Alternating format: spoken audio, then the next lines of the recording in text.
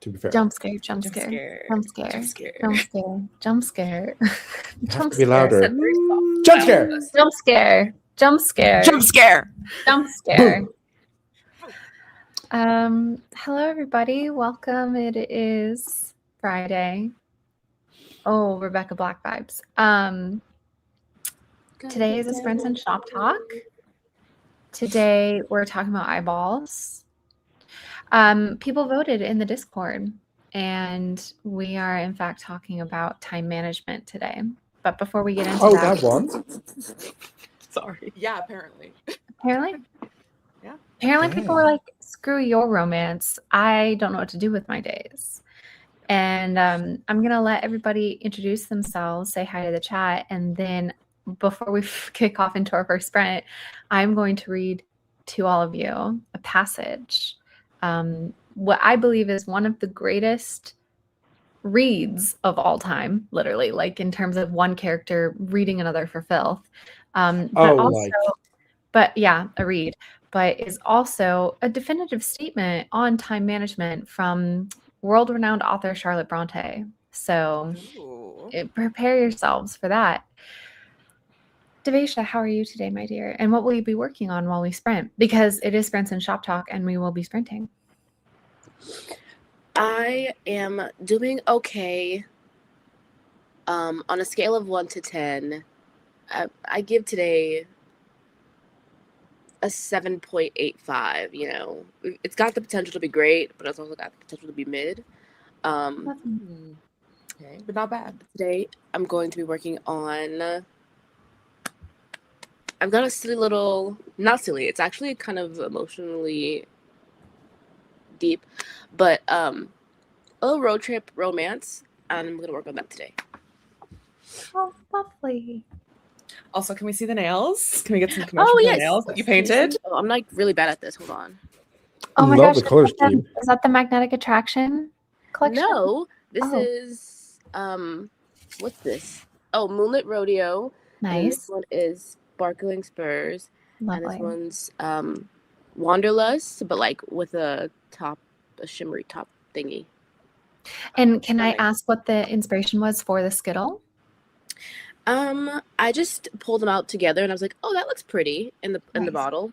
But then I was like, when I put them on, I didn't like the green that the Wanderlust was giving, so I needed to slap something over it. Can I do a self call out on live? On live, you guys? Yeah. Self call out. So first of all, I'm going to do a win and a fail. I am so excited because I am finally deep into February, fully reconciled for the year, and I can finally start budgeting in a healthy way for 2026. And the reason that I sat down this week to actually do that is because your girly pop was having a little bit of a spending problem, and just I need everybody to emotionally prepare themselves. The people on screen don't need to emotionally prepare themselves because they've seen it from me so many times. It's a tried and true story, but I'm going to give numbers here. Oh. I got into a little bit of I got a little bit into a hyperfixation over Hollow Taco nail polish with the release of her Magnetic Attraction collection. And what started off as just a fun little spending spree kind of spiraled out. And a few days ago, I totaled up the damage. Within the past 3 weeks, I have spent $768 on nail polish. It's a lot of fingers. It's a lot of fingers. But I have been loving the Hollow Taco journey for all of us. You as well, Grape. I'm currently wearing... Ooh. This is from the Undergo Glow collection. What is this? Vitamin Glow on my injured... Oh, sorry. I'm sorry if that just showed off the scab. I'm so sorry. This is my surgical hand, which is... These are real, by the way, these nails, everybody. I just, look for comparison. We've chipped here. I'm going to redo my nails today. But anyway, how did the sticky base work? It's very lavender haze. I like it. This is I actually am doing peely base these days because I have ordered so much nail polish that I'm forcing myself to I'm thoroughly enjoying using it, and so I do peel off base so I can just get rid of it quickly once I'm done. I'm repainting my nails today. I'm going to be using Wait a Minute from the off the Deep End collection. Oh, My faves. But yeah, there's my little confession, but we're not talking about budgeting management today. We're talking about time management. So Devesha, thank you for sharing with us both your nail skittle and also what you're going to be working on while we sprint today. Katie Ann. Hello. And yes, Ellen, she is frozen, but we can hear her. So I'm frozen? What? Why did nobody tell me earlier? Hello? Well, suddenly you're back. Such a beautiful frame. I swear, Katie, it's like your computer goes for a holiday or coffee break or smoke break or something. And then once it like orally hears us say, either we can't for the job or you're frozen, you're back. It's like it needs to be reminded of what it's supposed to be doing. It's incredible. I've had coworkers like that. Naughty coworker. She's working overtime, you know, she's not being paid for it, you know. She's working late because she's a CPU. Because she's a CPU and her owner is a workaholic who's crazy. She's like, damn, I got a bad deal. Anyway, as long as I'm not frozen. Hi, hello, it's moi. I am slightly tired today, but that's okay. But I have a coffee and I'll soon have dogs during our first sprint. So I'll be doing much better once I have my coworkers, my actual coworkers, because computer coworker didn't work hard enough, I guess. Anyway, what am I going to be working on today? I am going to be working on what I always do, which is multiple books, multiple projects, because I cannot be contained or held down in the slightest. Can't be tamed. I was just about to say that. And for reference, wow. This is within just a few days of you having completed yet another book. So very impressive that you're back on the game. That's 2 books completed for the year so far. So if anybody's keeping track. I mean, yes, and like Nope. We don't need to have any sort There's of no bugs. Yeah. One of them was revision, but it doesn't whatever. Freaking matter. Don't piss me off, literally. Okay, fine. I've completed 2 manuscripts and I'm back on the grind because I love what I do.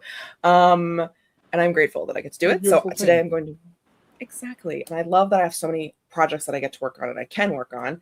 So I'm going to be working on BC book 4, heavy quotation marks on it, but whatever I call book 4. Going to be working on that. Is this the 2028 release? Yes. Oh, theoretically. So nice. working on her today. Nice. And also working on the F1 books because the muses, they do scream to me about the F1 books. So I'll probably also have I'm the muses. I was about to say, I think her name is Devesha. I think there's a singular muse and she has single-handedly pulled me deep within the recesses of these books. And I'm also trying to force myself not to look at book 1 because I did send book 1 to my agent. And it was very scary and very difficult and very hard. It was very scary. But I'm not allowed to look at it because I have other books to write that I need to focus on. And book 1 is done for now. And I need to let it rest, even though my brain wants to get in and change all the little things that I know need to be changed. But we're not doing that. So we're focusing on other things. Anyway. Steve, how about you? Love that. I'm a little bit queasy today, so I'm going to try and get my daily word count hit, which is 330 words. But if I don't get it, I'm not going to, unalive myself over it. Well, I must move. So I might read instead. We'll see whatever calls to me. I also tend to do a Friday reset, so I should probably do that at some point today. What does that mean for you? Oh, just like, earlier I did like Sunday reset, so I did like all the laundry, the dishes, wiped on the counters, like did all the, clean the bathrooms, that sort of stuff. But I now started doing it on Fridays instead, so that, my weekend is nice and clean. Oh, and that way I can actually relax on Sundays and not just like, oh, I should be cleaning. You gotta go. Look at that time management, acknowledging that there are certain days of the week in which certain tasks are more fit. I love that. Yeah, so we'll see. But my main goal is to get 330 words in my manuscript. So nice. We'll see. I am not going to be working. I had my surgery last week, and I am not allowed to do like significant typing for about 5 or 6 more days. So we're kind of coming up on the close of that, which is exciting. And I might vlog it, honestly. My return to writing could be another cry. Ooh. But I'm kind of inspired to try and do like a day in my life returning to writing and just seeing how it goes. So what am I going to be working on during this stream? There's a lot of options. I might paint my nails, honestly. Slay. Love that. Yeah. Do you have a color Do you have and a story in theme? mind? Topic, Yeah. story. I'm gonna just do a full. I'm not gonna do a skittle. I'm gonna do full. I don't know what it's called, like uniform or something like that. Monochromatic or whatever. I'm gonna do Wade Minute from the Off the Deep End collection, which is like a pink with orange flecks, I think is the best way of describing it. The one that I months ago was like, Katie, you don't need all these. You don't need this whole collection. These aren't cute colors. Da, da, da, da. And then I saw them on her in person. I was like, actually, those are cute, but not for me. But they're cute for Katie. And then in this past month, I bought the entire collection. So, but I only currently have Wait a Minute with me. So that's the one I will be doing. So stay tuned, everybody. All right, I'm going to say hello to the chat. Also, Hello, chat. I finally figured out how to do a poll on. I'm gonna end the poll. 86 of you were correct that Wallace had figured out how to make a poll. So well done, everybody. Well done to the people who voted. But I understand the people who voted no, because it could have been a sneaky, like I had asked Katie to make me a poll or something like that. So I understand. But I'm gonna say hi to the chat now. Everybody was waiting in the wings to get jump scared. Let me know if our whispering jump scared actually jump scare you, or if YouTube did that thing where it didn't immediately start the live and you came back and you're like, oh my God, refresh. And then we were just sitting here talking. Let us know. Hello, Jessica. Hello, Kagehima. Hi, Malin. This is so funny. Oh, hey, affectionate. I would have never have considered it to be anything other than affectionate. It could be like, oh, hey. But you would have periods there. Oh, period. Hey, period. If that was the tone, right? Hello, Lizzie. Good morning. Another cat. Wow. This cat. Yeah. Let me get in line for the jump scare. Hi, everybody. Hi, Lydia. Hi, Nina. Yep. Everybody was waiting. Chime in. Call in. Did you get jump scared? Unfortunately for y'all, the Vixen of Fiction posted a vlog and jump scared me first, so I was staring at the screen. Fair enough. Hi, JK. Good morning, everybody. Happy Friday. Happy Friday, everybody. I hope the week has been good for everyone. Hi, Amanda. Hi, Neon Moon. I discovered today at 4 a.m. that ice cream and GLP-1s don't mix, so now I'm afraid to eat anything. Yep, you got to be careful. No, that's devastating. Any food that's high fat, I think, can make me very, very ill on mine. So I wish you the best on your journey as you reacclimate to knowing how your body reacts to food. Mom says you're totally fine. We saw nothing. Oh, good. This is a new setup. My hand has been like in a full wrap for a week, and then yesterday we put on this, like, obviously a bandage, but then there's like this clear jelly liquid that's meant to aid in the healing process. But I won't show it, but like it's crazy how my hand is black and blue.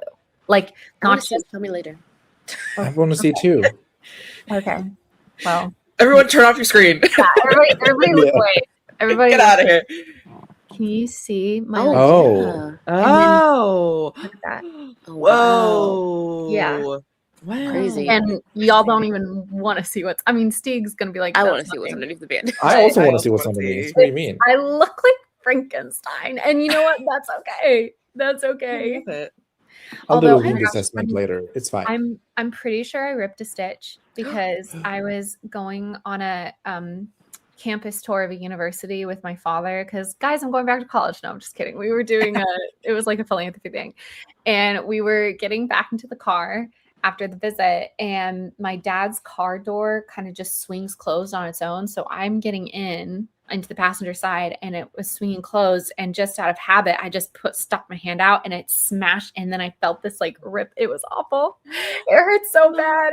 It was terrible, and I was afraid to look. But are these the kind of stitches you need to get removed, or will they dissolve? Probably. Yes, I need to get these removed, but it hurt. It's a piece of cake, though. Yeah. I'm not concerned. Mullen says, can I say, Katie, I'm very much enjoying copying your method of revision and just retyping every word, even if it's the same. It's helping me see progress so much better. Hell yeah. Yay. I'm so glad. Lydia says, we're book 4 already, question mark? If you want to clarify. Okay, so I just say book 4 as because it originally was supposed to be. Before anyone says anything, nothing is sold. Okay, these are just numericals that I thought the way that they would fall in terms of like how I theoretically would like them to go would be Backhanded Compliments, book 2, which comes out sometime this year. I literally skipped a heartbeat there, thinking you were going to say the title. Yeah. Book 2. Jump scare. And then book 3 is the fake dating, fixing the reputation of a bad boy book. And then book 4 is the Olympic book. And since Backhanded Compliments came out in 2025, book 2 comes out in 2026. Theoretically, book 3 would come out in 2027. And then the Olympic book would come out during the Olympic year. So I've always been referring to them as books, Backhanded Compliment, book 2, book 3, and book 4. And so if you know what those are called, I don't want to mess you up and be like, oh, I'm working on book 3 and then you think it's the fake dating bad boy reputation book when I'm actually working on the Olympic book. So that's why I keep calling it book 4. That's what that is equal to me. Book 3 equals Olympic. That's where I'm at. Yeah. But. Oh, okay. Well, it does. The numbers are so arbitrary that I might as well just call them. Though? I mean, that's true. I should just call them by their fake or not their fake titles, but by their acronym. And I'll call them by yours. By their Taylor Swift song. By the Taylor Swift song. Except what is the song? Book 3 doesn't have one. The Olympic book is Champagne Problems. Has always been Champagne Problems. Okay, but I can remember that. Yeah. So anyway, those are the thoughts. So not technically at book 4, I'm on book 3, but we don't know. I don't know. Maybe one day I'll be able to tell you because I have titles for all these books. Can you imagine? Can you believe? Can you fathom that Katie Ann Chandler came up with book titles for these? Crazy. Well, is it Katie Ann Chandler? No, it's just Katie Chandler. Yeah, I'm like, wait, when did we add Ann? But I'm Katie. I feel like I'm my internet persona is Katie Ann, but then I'm also Katie Chandler. Literary Lighthouse 0404, excuse me, is here and says, hello. I am so tired. Amanda says, I'm a day behind for work, so I'll be trying to get caught up. Well, I'm hoping to get a decent amount of sprints for everybody. So I hope you're able to get some work done while we chat or while we're silent. And while we chat. Justin says, I finished a new God outline. So this will be a cleaning and preparing my office for a new, bigger bookshelf stream. Oh, I love this for you. Congrats on soon being out of your forced break. Thank you, Mullen. I appreciate it. Literary Lighthouse says, I just want to write so badly. Hope I can do some of that today. I've made progress a little bit regarding how tragic I want to take this, and it's going to be a tragedy, all right, which sucks for me because I love romance. In a way, tragedies can be romantic, and sometimes those hit harder than happily ever after romances. So, but can it be a romance unless it's a happy ever after or happy for now? That's why I said they can be romantic. Tragedies can be romantic. What's that man's name with all the books that was turned into all the movies? Nicholas Sparks. Yeah, he made a killing off of that.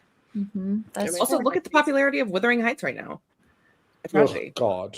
Yeah, for real. Some of us were iffy on whether or not it was Katie trolling, and I love it. Yeah. Scare? Yeah. Option 2. In fact, YouTube still hasn't told me you're lying. What if I told you there's a secret option number 2? The jump scare did not happen. There was a few seconds of black screen, and I saw it. Oh, okay, fair. Oh, terrible. Well, because I will say this, I didn't play an intro specifically today. I told them, I was like, everybody's waiting to be jump scared. So I was like, what if we just went live and we're just quietly whispering jump scare? I thought it was funny. I wrote, what's up, bitches? But I guess YouTube said not today, even though I'm a mod. Oh, that's really funny. And then added the affectionate after, but guess it deleted my message. Oh, it didn't even come up on StreamYard. Yeah, StreamYard put you down too. That is really funny. That's hilarious. Hi, Becca. Everybody, Becca had a book come out this week, Grandma's Little Secret, available in bookstores near you. Everybody go and check it out. It's dual POV, I believe, takes place in the 80s. Semi-supernatural. Grandma's Not So Little Secret. Everybody go And that's check my it. official review.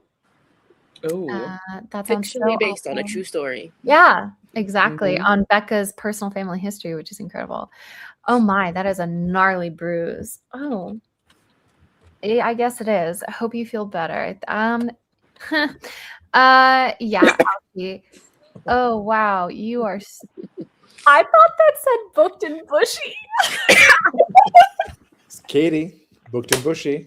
that's me. I should put that on my my author bio. That should be a new Substack title. Sounds like, the Kids Bop version of WAP. Except bushy is very Kids Bop. That might be even too risque for Kids Bop. I feel like they have done that song though. Have they done WAP for Yeah. real? Wild. What would it even sing? Like, well, yeah. What are they? Or maybe it was a parody that I saw. But I encountered something. That's for Katie, but Katie is not here.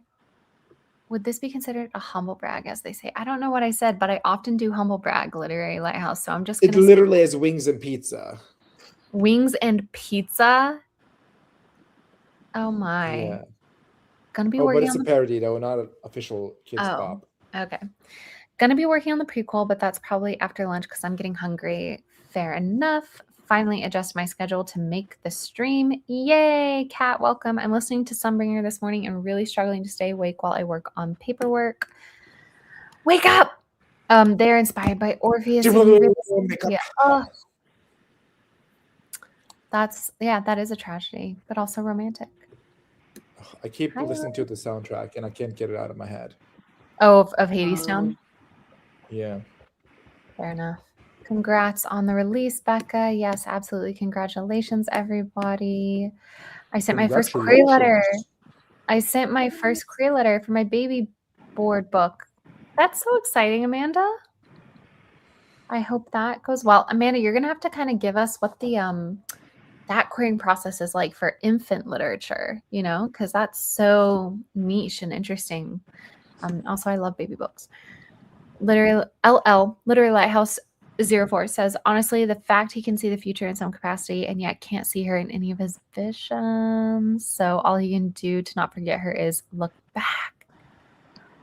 Kind of a slay on my brain's part. Agreed. Yeah.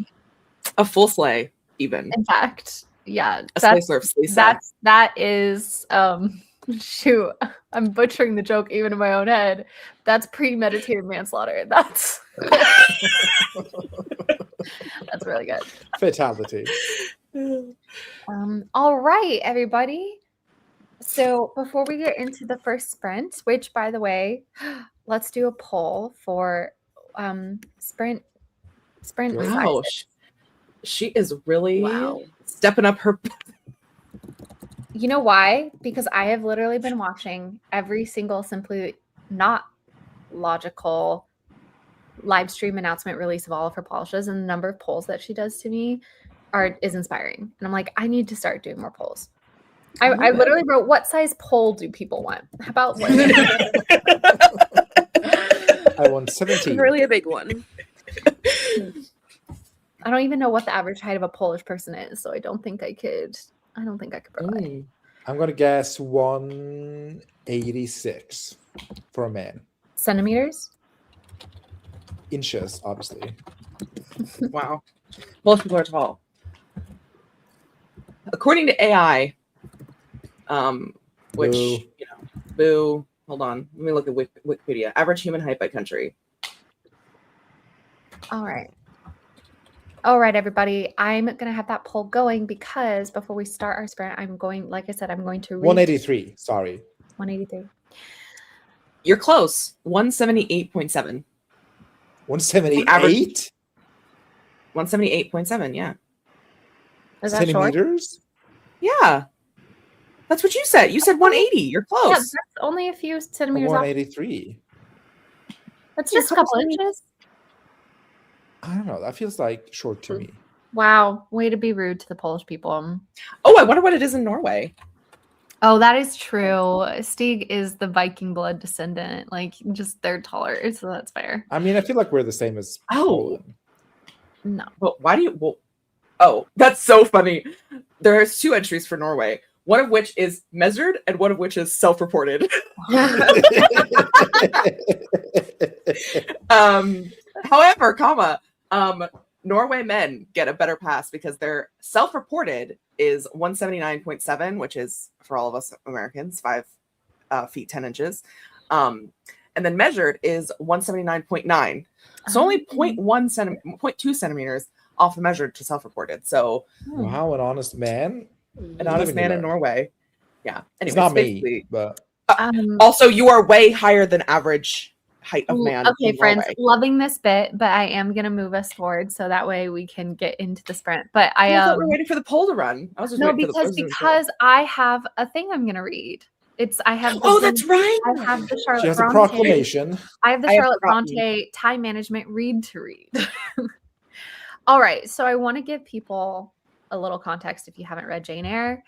Basically, Jane Eyre is about this little girl who is orphaned, and for the first part of her life, she spends it with an aunt and some cousins who bully her relentlessly. And then when she's about 8 or 10, she gets sent off to the Lowood School for Girls, which is a really horrible boarding school where she gets bullied relentlessly. And she's just like really trauma vibing with, and then she ends up becoming a governess at a house to the ward of one Mr. Rochester, who she develops a fondness for, and then chaos ensues. But at a certain point within her governessship with Mr. Rochester, she returns home to her aunt's estate because her aunt is dying, and her 2 cousins, the daughters of this aunt, have really grown up quite differently. And one of them is very frivolous and loves parties and dancing and is really bored that she's just sitting around the house that her mom is dying. And she's like, oh, I wish I could just go to London until it's all over. Basically, she's saying like, until everybody else takes care of my dying mother and I can just not deal with that. She's just like basically talking about how bored she is. And her sister goes on this epic tirade that I'm going to read to you now. I'm going to truncate it for time management purposes, but it's even more epic as a moment if you have gotten to this point in the book because it's just so well deserved. Okay. Should I just read the whole thing? Yes. Read the whole thing. Give the whole thing. Full fantasy. Okay. It's a big paragraph, so you guys are gonna have to stay here with me. Oh, should I just read all of Jane Eyre? Should we just start all of Jane Eyre? Take it from the top. In a hole in the ground, there lived a Mr. Rochester. All right. So just so people know, the woman speaking, her name is Eliza, and her sister's name is Georgiana, I guess. Georgiana, a more vain and absurd animal than you was certainly never allowed to cumber the earth. You had no right to be born, for you make no use of life. Instead of living for, in, and with yourself, as a reasonable being ought, you seek only to fasten your feebleness on some other person's strength. If no one can be found willing to burden her or himself with such a weak, puffy, useless thing, you cry out that you are ill-treated, neglected, miserable. Then, too, existence for you must be seen of continual change and excitement, or else the world is a dungeon. You must be admired, you must be courted, you must be flattered, you must have music, dancing, and society, or you languish, you die away.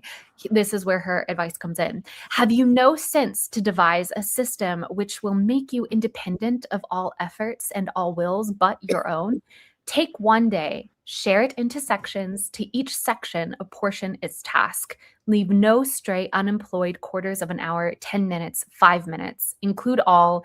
Do each piece of business in its turn, with method, with rigid regularity. The day will close almost before you are aware it has begun, and you are indebted to no one for helping you to get rid of one vacant moment. You have had to seek no one's company, conversation, sympathy, forbearance. You have lived, in short, as an independent being ought to do. Take this advice, the first and last I shall offer you. Then you will not want me or anyone else, happen what may. neglect it, go on as heretofore, craving, whining, and idling, and suffer the results of your idiocy, however bad and insufferable they may be. So, Oh, I would have fought her. I think she might not like her Hands would be sister. thrown. so our lovely woman, Eliza Reed, is encouraging everybody to incorporate the time blocking method into their daily life. And we can talk about that method as well as many others after this first sprint. Let's go ahead and close the poll and see what is winning. End poll. And oh no, I ended the poll. Oh, here it is. Oh no, we've had a tie. Right, we've got a tie. Oh no. Well, Then the then three of us vote. I guess the troublemakers are gonna get we'll have a three-way because I won't Sure. Yeah. Who's in the cuck chair then? I was gonna say, Devesha, would you prefer a 25 or a 30 to 35? 30 to 35. Okay, Kite, what would you prefer? Kite? Literary lighthouse. Watch your Kite, what would you prefer? I think I'll also do 30 to 35. Sorry, Steve. Oh, well, promote matter, but I want Steve's voice to be heard. Steve, what would you prefer? Not pertinent, I'd but I still would like know- the 25. You want a 25? I do. But... Since you're the one who's nauseous, I'm gonna give you what you want. wow. Boo. Fuck No, democracy. then what's the point of voting? I am a You know, jest. I'm doming from the cuck chair. Okay, so No. all right, let me get this up, and I'll set it up for 25. How about this? I'll do a 27 just to be, or a 28 just to be a little bit harmonious with everybody. Oh, the picture expands. That's so fucking funny. All right, everybody. Happy sprinting. Best of luck. Thank you, Nina. During Black History Month. Oh my God. Don't do this. To women.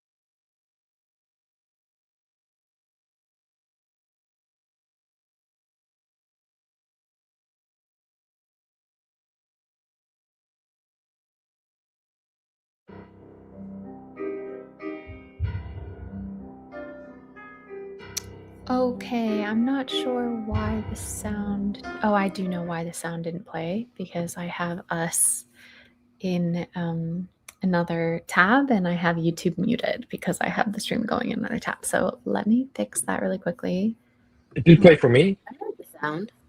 Oh, you heard it? Okay, well, I'm glad everybody else heard it then. That's good. That's great. How did that sprint go for you, Devesha? I'm working on like not an outline of sorts, but just gathering my thoughts on the page. And how do you feel? I feel a little bit of clarity. Excellent. Clarity is good. Good. We love clarity. Play that How song about by you? Zed. Oh. Clarity by Zed. Anyway, I did well. I'm just putting together a timeline / like what the previous like several years before this story begins, because the Olympic book has, I don't know if I could call it a second chance romance because they weren't fully together in the before, but close-ish. So I'm just trying to figure out what the relationship. Were they fucking before? Once. They did once. So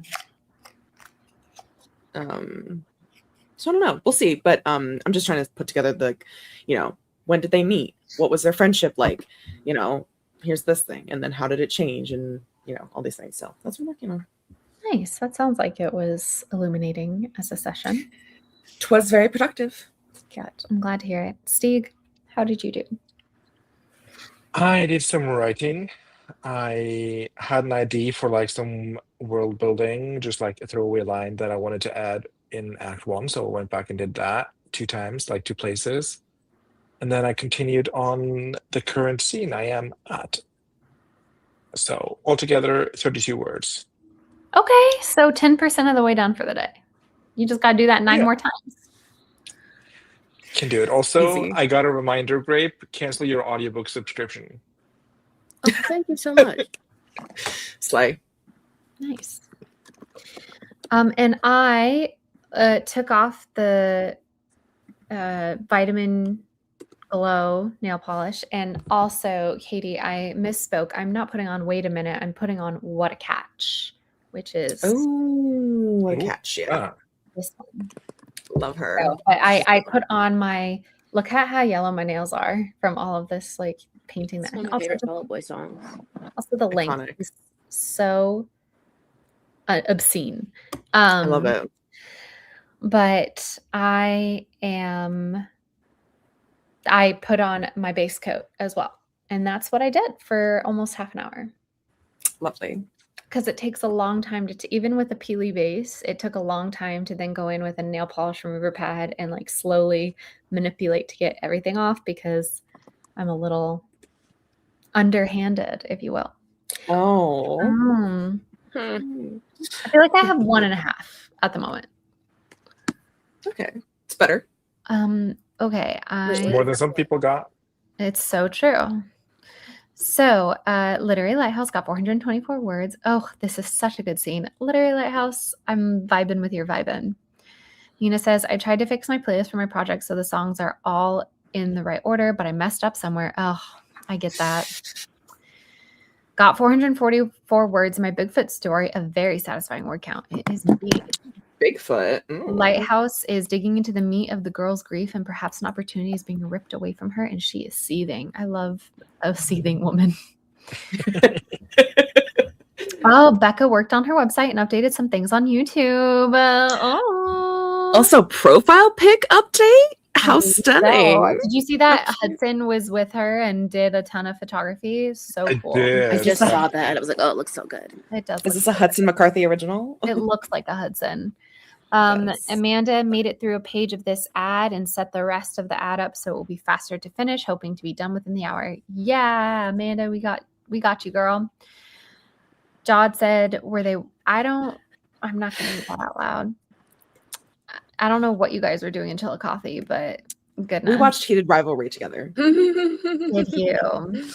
Did you? 3 episodes. We watched 3 episodes together. Me, Did John, you? and Lindsay. And Yes. Lindsay. And are you closer for it? Did you bond? We did. It's so funny. We watched the first 2 episodes, which are the 2 main characters that like most of the series is about, and like it's very like, you know, friends with benefits heavy, if you catch my drift.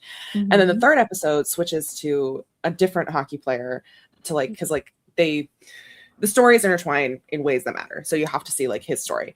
And when I tell you, we were screaming, crying, throwing up over more and squealing over the cute stuff that was going on in that storyline that wasn't sex related. We were like freaking out over the episode that had the least amount of sex. So it was interesting. It was fun. And did you Highly finish recommend. it? Did you end up finishing the series? I did. Me and Lindsay were on a FaceTime call and we watched the rest of it. Sorry, Jod. Jod was busy, but That's so sweet. Yeah. I think I liked it so much more because I was watching it with other people. Like there was just something really fun about experiencing it with them. Always, by the way. I'm guessing you're going to say you're not interested in HR. Or you hated it.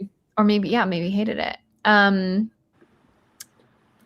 Markin's cat specifically made some progress on the scene I'm working on. I'm trying not to focus on the word count because I tend to get bogged down if I think about numbers too much. Honestly, that's fair. Lindsay says, I set up my planner for next week. Oh my God, guys, I have something to tell you. And got some YouTube comments answered. Can't wait to get all my admin done so I can dive into series outlining. OMG. Lindsay, this reminded me. I woke up this morning from an email from a planner company, and I was like, it was like, thank you for your order. And I was like, oh my God, what Vicodin like infused phase was I on? What order did I place? Okay. Because I was like, I didn't think I ordered a planner. But then I actually went into the email and it was like so personalized. They were thanking me for an email for a video I had posted on my YouTube channel years ago. And they were like, would you be okay if we use clips of it for a testimonial video we're making? We'll send you some more products as a way of saying thank you. And I was like, sure thing. Go for it. Really hope you don't want the raw footage because that got deleted off of Final Cut Pro years ago, but take what you want. So that was fun. Anyway. What company was it? Ink and Volt. Oh, Ink and Volt. You still use some of their stuff. I thought it was going to be Golden Coil. I also thought it was going to be Golden Coil. It was not Golden Coil, amazingly enough. No, I never heard from Golden Coil. Golden Coil, if you're watching. Do better. Watch yourself. You Golden blew it. Coil. In fact, Golden Coil is one of the 21 people here. They are, in fact, the 21st YouTube person watching. Oh, interesting. Lighthouse says that it feels a little bit stale. Lighthouse has a more of a comment up there. My bad. I could not get past the situationship. Oh, I so get that. I wish it was more secretive and had more to do with the. Oh my God, you and me. I mean, not that I've watched it, but I'm literally the same way. I'm like, yeah. I don't think this is controversial, Lighthouse. I had similar feelings about the first 2 episodes, and I feel like the jump from. Anyway, never mind. We don't have to talk about it. I agree with you, Literary Lighthouse. I think that's a very valid way of thinking about it, and like feeling about it. I agree with you on that. Yeah. And we don't have to talk about anything else because nobody else has seen it. So just me on a tangent. Sounds good. I know it was super fun, Kat. Thank you, John. I will always accept free planner stuff. So although I guess technically there is consideration here, there is a swapping of material. So I don't do I need to declare if they do send me a planner that's like worth $30, I think I have to declare that on my taxes. Oh. I think you still need to declare stuff like that because it's technically consideration. Anyway, Jod says, I have never would have watched Heated Rivalry without the girlies, but I did learn that I just need a tall blonde guy to be mean to me. No. I mean, teach their own, but no. This is me with Astarion in BG3. Everybody was like, romance him. And I got through the romance to the point where he eventually admits that he's in love with you. And I'm like, okay, cool. So now stop being mean to me.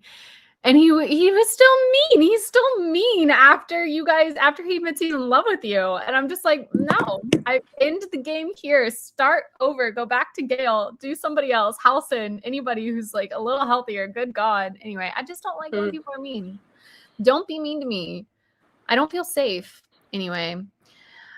Awesome. I don't mind a little meanness, but I will never accept a blonde man being mean to me. Like, what do you mean? Fair.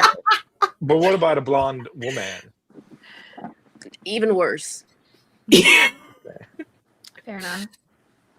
I've seen the BJ phone call scene. Yeah. I don't even know how that would work.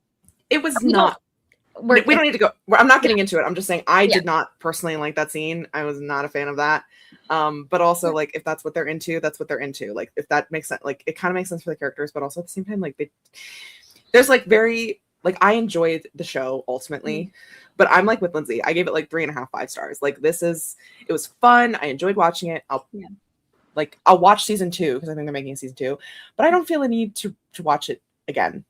You know, and there were certain things that I was like, I feel like we didn't do enough work to make the things that we were doing make sense for the characters, but we could have gotten there, but we didn't because it just was too short. But also, like, it was like I didn't want it to be longer.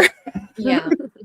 But there's also like some really great scenes that I did love. Like, there's a whole scene where one of the characters is Russian and he is going through some, like, his father has died, and he calls the other character who's Canadian, doesn't speak Russian, and he's basically like, "Oh, hello. Hi from Nepal. Hope it's good on your side of the globe." Amazing. Wow. How fun. Anyway, so he's like, I don't have the English to talk about this. And the other character goes, well, tell me in Russian. And so he goes on this whole like emotional thing and he's in Russian. And that part was so good. Like, made the whole show for me. So there were some cute things that I was like, I really love that. But some other things where I was like, what are we doing? Each other. Well, eventually, I'm sure one of these days I'll get around to watching it. But anyway, we're going to move on to the Sprints and the Shop Talk part of today's Sprints and Shop Talk. I have another poll. But first, I'm going to put up the banner of our first question that I'm going to be asking the three of you. And of course, this question is also for everybody in the comments as well to participate. But I have made a poll just to capture some potential general like answers in case you don't want to like go too into it, but you still would like to give your little bits and bobs. So the first question for time management, today's time management discussion, English. Today's first question for the discussion of time management is, what are obstacles you face within time management? Not phrased as well as it could have been, but then we've got the poll, which I'm going to go now, start poll.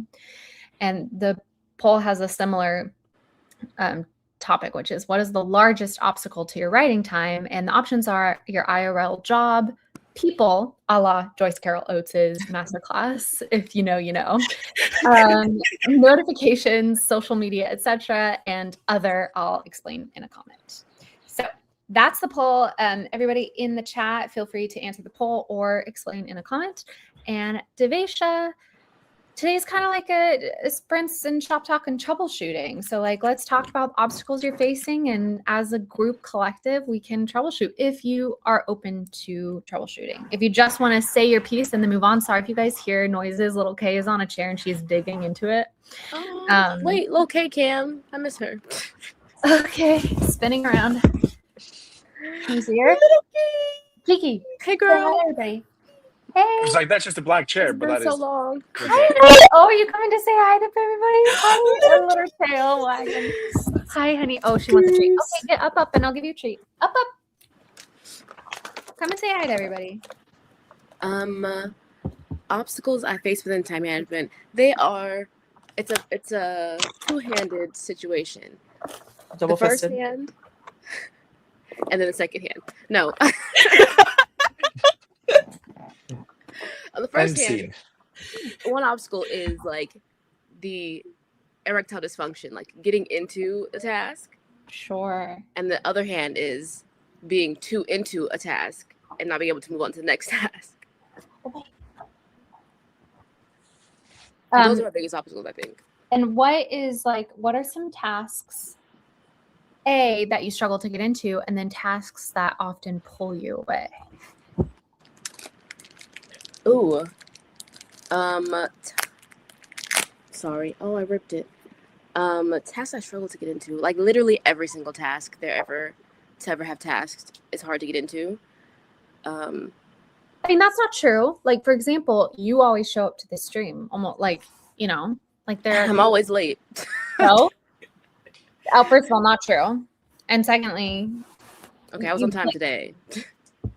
But secondly, what do you define as struggle to get into? Taking a couple minutes to settle into something, you should be kinder to yourself. That might just be, how you get into something versus long-term procrastination and avoidance behavior, Mm-hmm. I get what you're saying. Let me see if I can clarify. Okay. Like with the streams, even if I'm not hosting, even if I'm on time and I'm here, I'm not really here for the first half of the stream. I get you. I understand that, actually. I really do. Where are you right now? I'm almost here. I'm since you're asking me questions, I'm at the front door. Yeah. But yeah. Where else are you? At my house. No, I'm just saying, in your mind. In your mind, where else are you? What are those secret gardens you're hiding in? Yeah. Just the clouds, man. That's fair. There's By the nothing way, but TV static up here. But it's okay. I understand. But by the way, I've been having a moment with that song. I really was for over 2 years, I was but it's not for me. And now I'm oh. Wait, what song? I Hate It Here. Oh, okay. Taylor Swift. Yeah. TV static. You enjoy the static? Is it your friend? It's a comfort. Oh, interesting. Like a white noise. Yeah. And do you, when you say it takes you half the stream to arrive, is it is it active effort on your part to arrive, or do you just allow yourself to come as you will? I think it depends on the vibe of the day. Or the vibe I'm feeling, because it's 50-50. Sometimes I'm okay, you really gotta focus in. Actually, that's my biggest obstacle with time management is focus. There we go. Oh, long way to say that. Interesting. What are some techniques that you've implemented in the past to try and improve your focus? I don't have any. Would you be open to implementing some? Someone give me a technique. All right. That's not necessarily true, though. You are taking medication to help with that because you have a physical reason for lacking a focus. However, me and my psychiatrist know this dose is not high enough. Yeah, but you gotta get there. You gotta. Some of it takes time. Oh, that's so real, Neon Moon. ADHD plus winter depression equals where did my productivity go? Yeah. Yeah. I think you asked earlier, what are something that pulls me away from a task? Mm-hmm. Yeah, like the poll.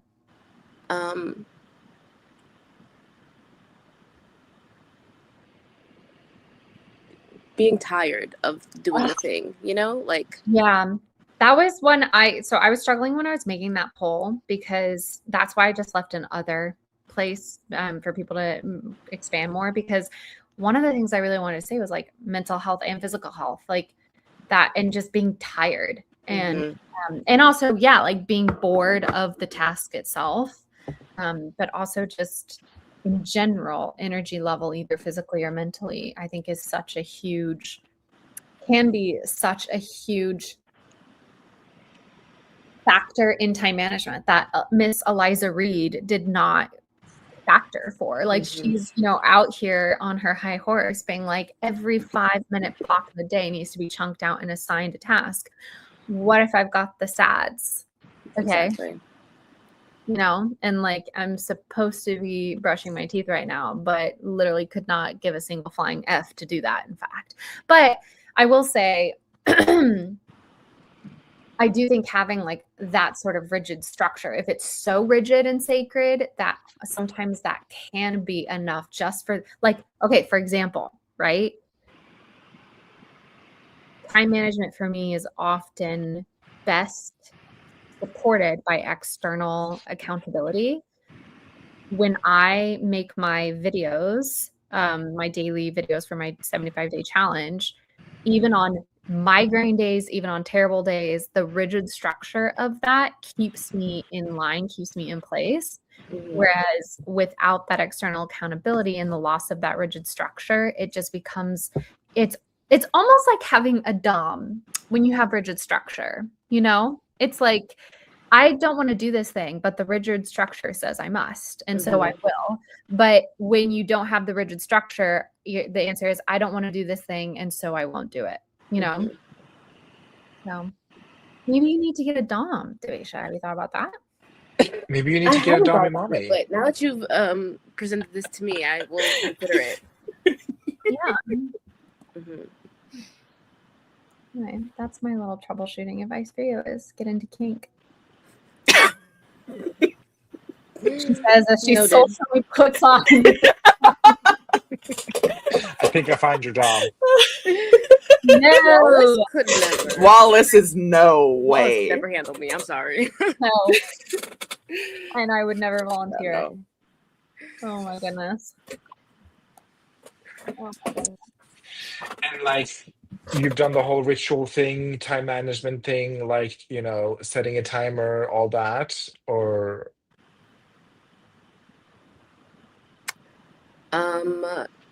You talking to me? Yes.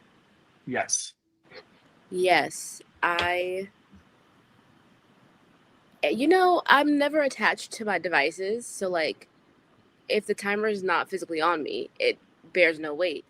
You need to get you a watch that like buzzes. I got an Apple Watch for Christmas, but it dies so fast. I'm like, what the fuck was the point, dude? I How have a fast does it kitchen die? timer that I'm going to declutter. Do you want me to send it to you? You got a what? A kitchen timer that I'm going to declutter. Do you want me to send it to you? Like, is it loud? Oh, the ticking is insane. You can hear it on the moon. Then no. Okay. I bought it because it was cute, and then I used it once. I'm like, this ain't gonna work. Sorry, babe. Wait, it's cute though. Can I see it? Oh, sure. It has You gotta see magnetic, it. so I can just, whack it up on my stove fan thingamajig. I don't Oven know. hood? Oven hood. You see her? No. We're in the depths of the abyss. Mhm. Oh, Oh, it looks professional. okay. That looks Yeah, like- wow. She It was, looks like a yeah. temperature thing. Let me just, can you see it? Can you see it? Can you see it? Yeah. Oh, yeah. Oh, she's She's cute. cute. Turn her on. Loud. Oh, Let's hear how loud she is. I don't know if you can hear that, but Yeah, I can from that far. No, I hear nothing. Hold it up closer to us. I'm trying. It's in my ear. I can't get it closer. Oh. Not to you, to us. Oh, no, but it's going to the You're sound. right. Oh. I can hear it, Where's the though. mic on this? Okay, Let me just- I hear Oh, it now. there it is. Wow. We heard that. Yeah. The mic is in your other It's on- other yeah. headphone. He's Now you're gone. muted. He's gone. Now you're gone. You're muted now. You're muted, though, Steve. So we can hear you. You're muted. Not anymore. Just give it 2 There you go. minutes. I don't know. We I don't know can where hear the camera is Wow. on this computer, but Wow. Okay. So far, our 2 suggestions are get a kitchen timer or get a Dom. So Yeah. this is good. We're making some progress. Oh Oh, Oh, no. so she goes unused for now. thank God, man. She makes me feel like a big hunter for sport. Damn. So Devesha, you said the Rituals and obstacle. stuff, is that something you could be into? Hmm.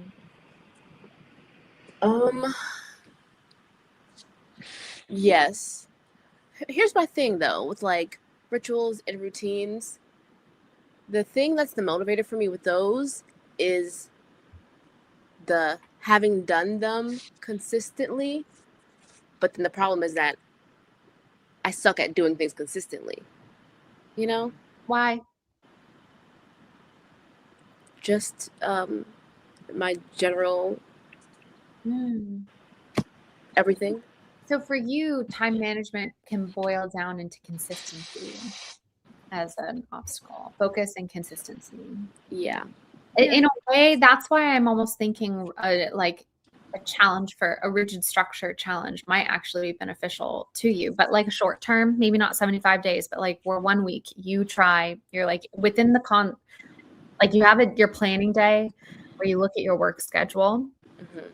So that way, I know that shifts week to week, and you can then literally do the Eliza Reed method where every single minute of your day is time blocked and planned. And then you just challenge yourself to sticking with it for just 1 week and seeing what the result is at the end of that week. Because the focus, focus is different from motivation. But for me, often I find that like if I wait for motivation, often I think they are tied together though. Like, and for me at least, where if I'm feeling motivated, it's easier to focus on something. Mhm. But That's true. oftentimes, if you wait for motivation, you'll just be waiting forever. And that actually, it's the discipline and that repeated action over the course of time that builds up your ability to focus on something because your brain enters into that mode. Maybe right now your brain is so set adrift from unrigid structure, from not having something to grasp and hold on to. Mhm. Anyway, that was intriguing for Devesha's obstacles that she faces within time management. Are there any others that you want to acknowledge? I mean, you do live in a pretty boisterous household and stuff like that.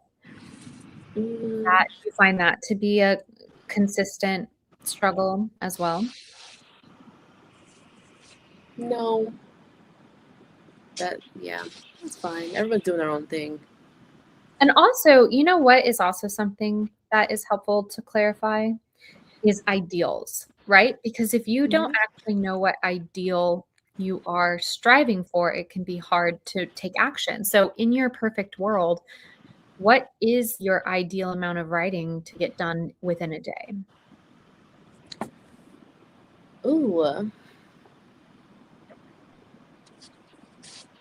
That is a good question that I must think on a little bit more. Yeah, we can revisit it after the next time if you want. You get 20 seconds starting now. And I invite everybody to do this. There's Oh my God, Eva. Exactly. You spiritual twin here. My personality is my biggest obstacle. I can either be functioning one thing or a functional other thing. The functioning Never mother, both at great. the same time. No, I didn't say mother. I said one thing. One hand. This feels very self-critical. Like there's a reality in time management that time is not unlimited. I'm not sure it's fair to say that that's an element of your personality. That's not some personal failing. It is just the way life is structured. I don't think that, like, you can say your duties and other obligations are a pull for you, they're obstacles for you, but I don't think it's a personal failing on your part, unless I've misinterpreted that comment. But I just want to be clear, I don't think you should say that you think that's a personality flaw. All right. It's a personality feature. Mhm. Indeed. Also, I loved this. The ASMR with Stieg. Kink, you say? I found the right channel. Welcome. Also, I love that we come in, we're talking about doming and stuff, and Ava reminds us, she says, hello, public figures. And Gwenna says, I came in just to get triggered by that ring. Deepest apologies. Deepest. You're welcome. Let me see. I want to make sure that I acknowledge what some other people say. Oh, wow. Sorry. Oh, I have not lost control. In fact, I think it is. I think she's found her footing. This is fun. I think this is funny to me. Is it a poll about how many polls we should have? Look, I Infinite. like a poll. I like a poll. Okay. My daughter. A distraction, Is the an obstacle. obstacle for Legitimate. time management. Legitimate. Okay. Q1, my job and the associated anxiety, which means even when I have time, sometimes my brain is just not up to writing anymore and can only doom scroll in the evenings. I reject the back end of that statement. I think it is completely valid for you to say you're not up to writing at the end of a hard work day. I don't love the narrative that you're saying you can only doom scroll in the evenings. I think you doom scroll because it's a habit you're comfortable with. It's an easy thing to reach for. I definitively think you are capable of doing other things. And I'm not saying you need to be productive, but there are ways in which you can rest in a more proactive way. That doom scrolling is not actually offering you. And you might find that if you remove that doom scrolling from your life and create ways in the evening in which you actually rest and recover from the day, you might find as the days go on that you recapture some of that time for other goals and productivities that you do want that are not career related. I really think doom scrolling is such a stressor. It is the opposite of relaxation. And I think it takes its toll long term. And I say that as someone who is still in the midst of doom scrolling. I'm not saying that as someone who like got out and now I'm on like a high horse about it and everybody should stop. Like I'm in it with you and I'm saying we all should stop doing this. You are the Eliza to her Georgiana. No. Because I would never be so dismissive of Mullen's personhood. Nina says, my job / school is a big one, but so is my health. As a mentally ill chronic pain girl, time management is tough. Chronic pain is so exhausting and it can just lead to complete apathy. And I understand. And even apathy, and I have found very recently, it leads to such a deep state of apathy that rigid structure completely falls apart and becomes as irrelevant as other motivators. And I have not yet figured out the way to combat this because I reached a certain point where I literally stopped caring to combat it, you know? And I think that's always been my biggest help is often when I'm in some form of distress, I always want to get out of that distress. So I'm always making a game plan. But at a certain point of long-term distress, I realized I just hit a point where I was like, I don't care anymore. I don't have the energy to care and to take action. And so this is just what it is. And yeah, so I understand. Me too. Relatable. Yeah. Literary Lighthouse says definitely job and my doctorate. Okay, Dr. Lighthouse. Okay. Dr. Lighthouse. Oh, Indeed. Dr. Lighthouse. Okay. It's been kind of hard getting back into the swing of things, but every time I sit down, I'm so happy to write anything. I just wish I could do it consistently. Yeah. The reflecting on the feelings, the positive emotions you have when you do a certain task is a good way of reacquainting yourself with the motivation to dive into the task.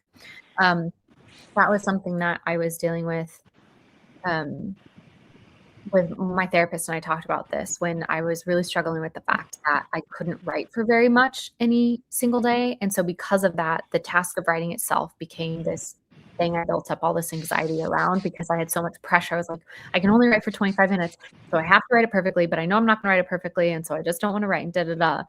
And it was good to kind of come back and like take away the thoughts of deadlines and the professionality of it and just come back to the idea of actually, I love this story. I love the task of writing and like, you know, if someone offered me a 25-minute massage, which for context, I love getting a massage, I wouldn't be like, no, because it's only 25 minutes and it wouldn't be perfect and da-da-da. Like, it's a thing that I love to experience, and it's okay if you're only experiencing it within small chunks, but it's also good to reinforce it within yourself to help you address any anxiety you might have with the task, is also acknowledge the pleasure you would receive from the task as well.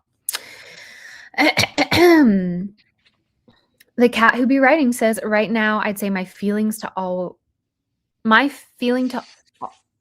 sorry, am I stroking out? I'd say No? my feeling to always that I need to be available to everyone, the social anxiety of needing to meet expectations. And sometimes it is just myself, 1 out of 2. I trick myself that I need to be an adult and prioritize other things like gaining more financial stability. I think I'm understanding what you're saying. Oh my gosh, actually the available to everyone is such a good one. I have a article about time management specifically for writers that I'm going to put into the Discord after this stream is over. And it's a list of do's and a list of don'ts. And one of the don'ts that they list is, hold on. I have to go into the article. Must cite sources. Must cite sources. Don't say yes when you want to say no. And it's also, that is within the context of the next one, which is don't let others disrespect your writing time. And I think those are both excellent pieces of advice. Yeah. The Joyce Carol Oates of it all. So voted other because the biggest problem I have is procrastination. If I'm writing every day, it's fine. But the moment I need to take some time off writing for life reasons, it can take me weeks to find the motivation to get back into writing. Yeah. And again, this is kind of what I was saying earlier where, yeah, sometimes waiting for motivation is the real sticking point. Have you ever tried Froggy? And like, sorry if you have, and I'm just rehashing old hash browns, but refrying old hash browns. That's iconic. I love that. There's something here. I want to play with that turn of phrase a little bit. Refrying old hash browns. But have you tried when you're taking a very necessary break, which I am fully supportive of, as Katie Ann knows. I'm always trying to bully her into taking breaks. Have you tried on structuring the break itself so that way you have a definitive restart date? And maybe it's like a definitive just toe dip date. Because sometimes I find with procrastination, that's all it takes is just a toe dip. And so instead of saying, on this day, I'm going to get back into writing like 3 hours a day or whatever it is, you say, on this day, I'm going to write for one. Hello? Oh my God. You've been smited. I literally won't be silent. Maybe you shouldn't have refried those little hash browns. You should have thrown them out. Crazy. I think my voice is coming back to me, but that was wild. Yeah, you just do a toe dip of today is just 1 15-minute sprint, and that's it. And but oftentimes that's all it takes for me to be like, oh yeah, I like doing this, and then you can just get off to the races. Okay. Literary Lighthouse says, oh, but also if I may add on my ideas, I wish to write, my ideas. I wish to write so many things at once. It feels overwhelming and I can't pick which one to focus on. So I end up choosing none of the options and my figs rot. I love that phrasing. Katie Ann, do you want to comment on this one? Because I feel like you. Because you deal with it specifically. No, yeah. I know, I love it. I didn't mean that as like a reader, as passive aggressive. I can't relate to this. And so I thought maybe you'd have better wisdom. Also love the figs rotting. It's a Sylvia Plath reference, I assume, from Literary Lighthouse. I've always heard it as Sylvia Plath thing, which actually, if Lindsay's still here, she'll get a kick out of that. Yeah, I come to this from a place where I am privileged enough that this is my full-time career. And I do have the time and to dedicate to a lot of my ideas. But I also understand how overwhelming it is. And I guess my question to like get more to the root of this is, do you have so many ideas in your bank already and you're constantly coming up with new ones and you're constantly distracted by new ones?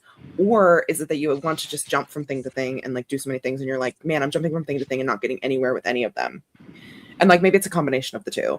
Because to be honest, I think it is slightly easier to deal with getting new shiny idea syndrome all the time my advice for that is always just, if you have a new idea, to open up a Google Doc. I keep them all in the same Google Doc, and just literally hyper focusing yourself, like forcing yourself to hyper focus for 30 minutes and writing down every single thing that you know about it and that interests you and that is intriguing you, everything about characters, setting, blah, blah, blah, whatever it is, and getting it on the page and out of your brain so that it's there for you to return to.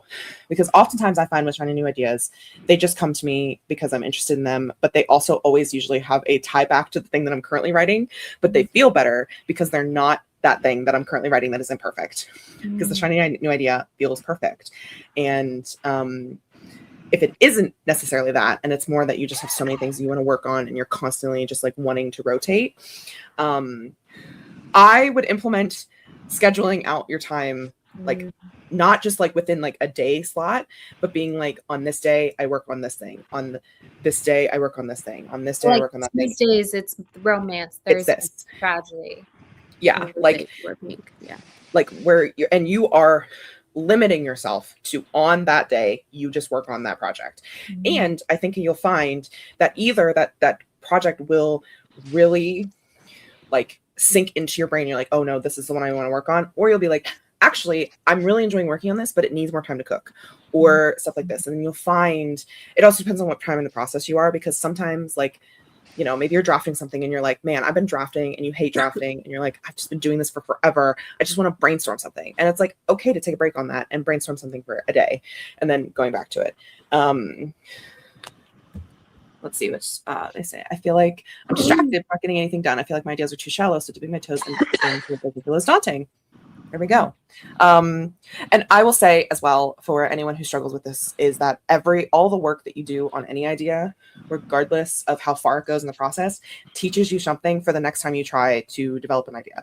Like, I could not have got to the place where I'm at to developing an idea and in less than 6 months being ready to write the first draft of a book if I hadn't spent years doing those things and like developing ideas and like, you know, taking the time and like just randomly dipping into things. Like, you get, every moment you spend doing something creatively helps you get to where you can do things more effectively, more efficiently, if that's what you're looking for, of course. So Thank you, Katie. Hopefully that was helpful. Very much. Jod says, IRL job is definitely the biggest issue, but also motivation in general. I'm a low motivation girly in all aspects of my life, though I'm hoping new medications may help with that. I hope so too. I hope your mental health and medication journey are, show signs through the mountain path. Yeah, we looked at that one already. I'm drafting. I find, so true, Kat. I find editing so much easier than drafting. So it's a lot easier for me to show up to revise than it is for drafting because I'm not putting words on the page for the first time. I'm right there with you. My brain is so much more of an editor than it is a drafter. And I find so much more fulfillment from and so much more eagerness to sit down with a terrible page that's already been written versus a blank page. Tavern. Medication and behavioral changes help, sort of. Yeah. I think for me, placing my phone in the other room helps, and telling myself I can't focus on everything all at once and choosing to focus on my writing. And of course, the shorts I post for accountability, being called out for missing a day is welcomed if anyone so chooses. Please, nobody call me out for not uploading for the past 4 weeks. That was intentional. Also, Kat, where are you uploading them at? I wish to look. I wish to be involved. We've got this. I wish to yell at you. You can do it. Structure can be so helpful. It tells you exactly when to start and stop, gives you clear goals for what will make today a success. See, guys, Eliza Reed knows what's up. Structure. Not be a puffy, whiny, idle thing or whatever. But I love being a puffy, whiny, idle thing. Oh, wow. Wait, am I super behind? Oh, I scrolled up, though, to miss people's questions. Amanda says, I depend on external motivation. If I had guaranteed free time and I set up a weekly live stream with sprints and had a specific workout goal, then I could successfully write. With just the free time, I'd waste it. I read a really interesting article the other day, and by read a really interesting article, I mean that I saw this girly on Reels that talked about how she had become codependent, parentheses, derogatory on her writing group, and that it had become a crutch and not a not a benefit to the process. I don't think we should listen to this propaganda. Yeah. I think that's She really knows what she's talking about. Yeah, she hasn't found the right writing Okay, group. not the time. Okay, moving on to the next thing. No. Please finish what you were going to say, Steve. Her point was, however, that the dependency of external factors to write is a slippery slope, because then you need external factors to write.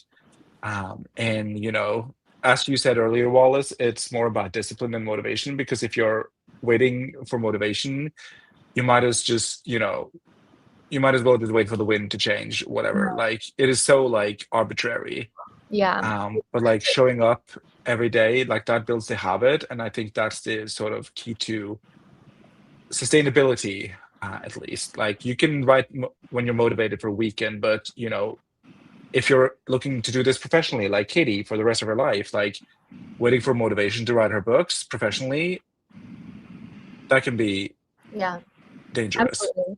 But again, though, I do want to say I've been having a internal debate over how much to validate or invalidate the need for external motivation, because I think for a long time I was like, don't rely on it, it's like this negative personality flaw and but actually I'm like, it is such a life hack. We are social creatures. Humans are social creatures. We gain so much positive chemical release from having social approval, from having check-ins with friends and family and stuff like that. And I really think that if someone is struggling to write and their way of getting around it is by developing a codependent relationship with accountability buddies, and I'm not a therapist, so don't Not professional or legal advice. not exactly, not medical or legal advice, but I just think don't discount that. Don't see it as this negative thing, like, oh, I can't just motivate myself. Like, we are not meant to motivate ourselves. We're meant to live in communities. We're meant to be tribes. Like, find your tribe and rely on them, and that's part of being human. You do not need to be an island. I'm not trying to say that you shouldn't, have external validation. Obviously, having a critique group, having a writing group is, I can't even say how immensely helpful that is, and how immensely, that improves the quality of my writing, of my life in general. But I think if it veers into a crutch where you can only write if you're like body doubling, or you can only write if you're like, basically performing writing instead of writing, I don't know. It's all wishy-washy thoughts in my head. These are half-baked beans. No, I hear you. But yeah, It's that's nuanced. like, It is. yeah, like Half-baked having beans? a writing a critique, half-baked beans. Yeah, Oh, beans. like whatever. I heard beets. Oh, well, also half-baked beats doesn't sound good. That's what they caught my plot lines. Oh, I thought of beets the vegetable. Sorry. Yeah, that's what I thought. Beets, vegetable. I know, but I was making a double entendre. Anyway. Yeah. Oh, I know, Lydia. I'm not saying that it doesn't work, but like, if you can only do the thing when you're body doubling, then. What does Lydia said? Will someone pull up the comments? Sorry, I'm getting on my last coat. She said body doubling works. It does work. But Yeah. again, Steve, I guess this is my pushback on it. It's like, if that's the only way in which you write and you have good friends, it's not like you guys are also shooting up heroin every time you hang out. Like, why is there a problem? Like, why if you literally cannot write, if you're like, I need my people, like, when Katie and I go through But our then, like, 5 phases, like, you why? know, What's the problem if you're writing? can't you write because you've become dependent on body doubling, or can't you write because you can't write? Does that make sense? Like, which came first? But if the body doubling gets you to write, then you can write. Yeah, but it's like shooting up heroin if that's the only way to make you happy. Like, But it's not. But what I'm saying is that it's not shooting up heroin. You are relying on an inherent human system of having a social network in order to get tasks done, right? Like, that's a thing that people do. I think it would become detrimental if your happiness is directly linked to how much you write, and the only way you can write is linking it to other people who may not be available for you 24/7 when you need it. Agreed. Like, and then your relationships, and I think that's maybe what I didn't watch the video, but I'm thinking maybe this is where you could extrapolate of like your relationships with your friends are entirely dependent upon how much they help you write. Like, we as a 4 group are besties outside of writing, but I could see how potentially people are like a writer, maybe this is what this girl's going through, I don't know, but where her relationships are only because they write, like, and it's shallow in that way, and that she only sees herself as able to write because she has people watching her, she's being performative with it, it's not for the love of, like, there's a lot of nuance there of that. I can see how this could become something that is detrimental to your friendship with those people, because if you're like, I don't really care about hanging out with you unless we're writing, like, that's a shitty thing to say about somebody. You know, like I'm on your page. Her point was that Yeah. like on days she wanted to write but nobody could hang with her, she wouldn't write because she could only write when she was body doubling. And that's sort of like, you know, that, like, if it's detrimental to your process, then I think, you know, then that's when you find alternative bodies to double, like, yeah, go Writing find a stream. Twitch stream or a for live me, stream. Sieg, I'm hearing what Katie's saying, and I agree that if it's like, if it causes resentment within the friend group that they can't always be available, like, yes, then that's a problem. But like, if she's like, oh wow, I can really only write when I have people to write with, sometimes know thyself, you know, like, okay, so then how do I make the system work for me? How do I find, like Grape was saying, how do I find other people to write with? How do I make it work for me? Or how do I become at peace with the fact that the writing I'm going to get done this week is tied to us hanging out, and then I need to become at peace with the fact that I'm not going to write outside of that, you know. But or as you were saying, Steve, maybe she was able to troubleshoot and figure out ways of writing independently as well. I think all of them are valid. I have been so critical in the past of people who are highly, highly externally motivated, and I'm really trying to walk back on that criticism, because I actually think it's deeply unfair to criticize people for being people. So, and my point isn't that you should never rely on other people. Like, I know I'm hyper independent to a fault, but that's not what I'm saying. Like, absolutely get a community. It is so beneficial to your mental health, to your process, to your writing. And, you know, I think we've talked about like being the suffering artist earlier. Like, why? That's my point. Like, you don't have to do that. So like, definitely, but yeah, as Katie says, it's more about the balance for me. Like, you know, if I want to write today, but I'm like, I'll check the group chat and see if anyone wants to write, and then nobody replies, you know, if that's like, oh, bummer, I'm not going to write then anyway. Like, that's not really helping me. So yeah, I think it's more about balance. And that's what also the point that she made in the very professional and peer-reviewed article that I read by her. Well, thank you so much for sharing that, Steve. Would you also, Katie, I'll get to you as well, but Steve, would you also like to comment on specifically what you consider to be your obstacles you face within time management? Ooh, I think consistency is the largest obstacle for me. Okay.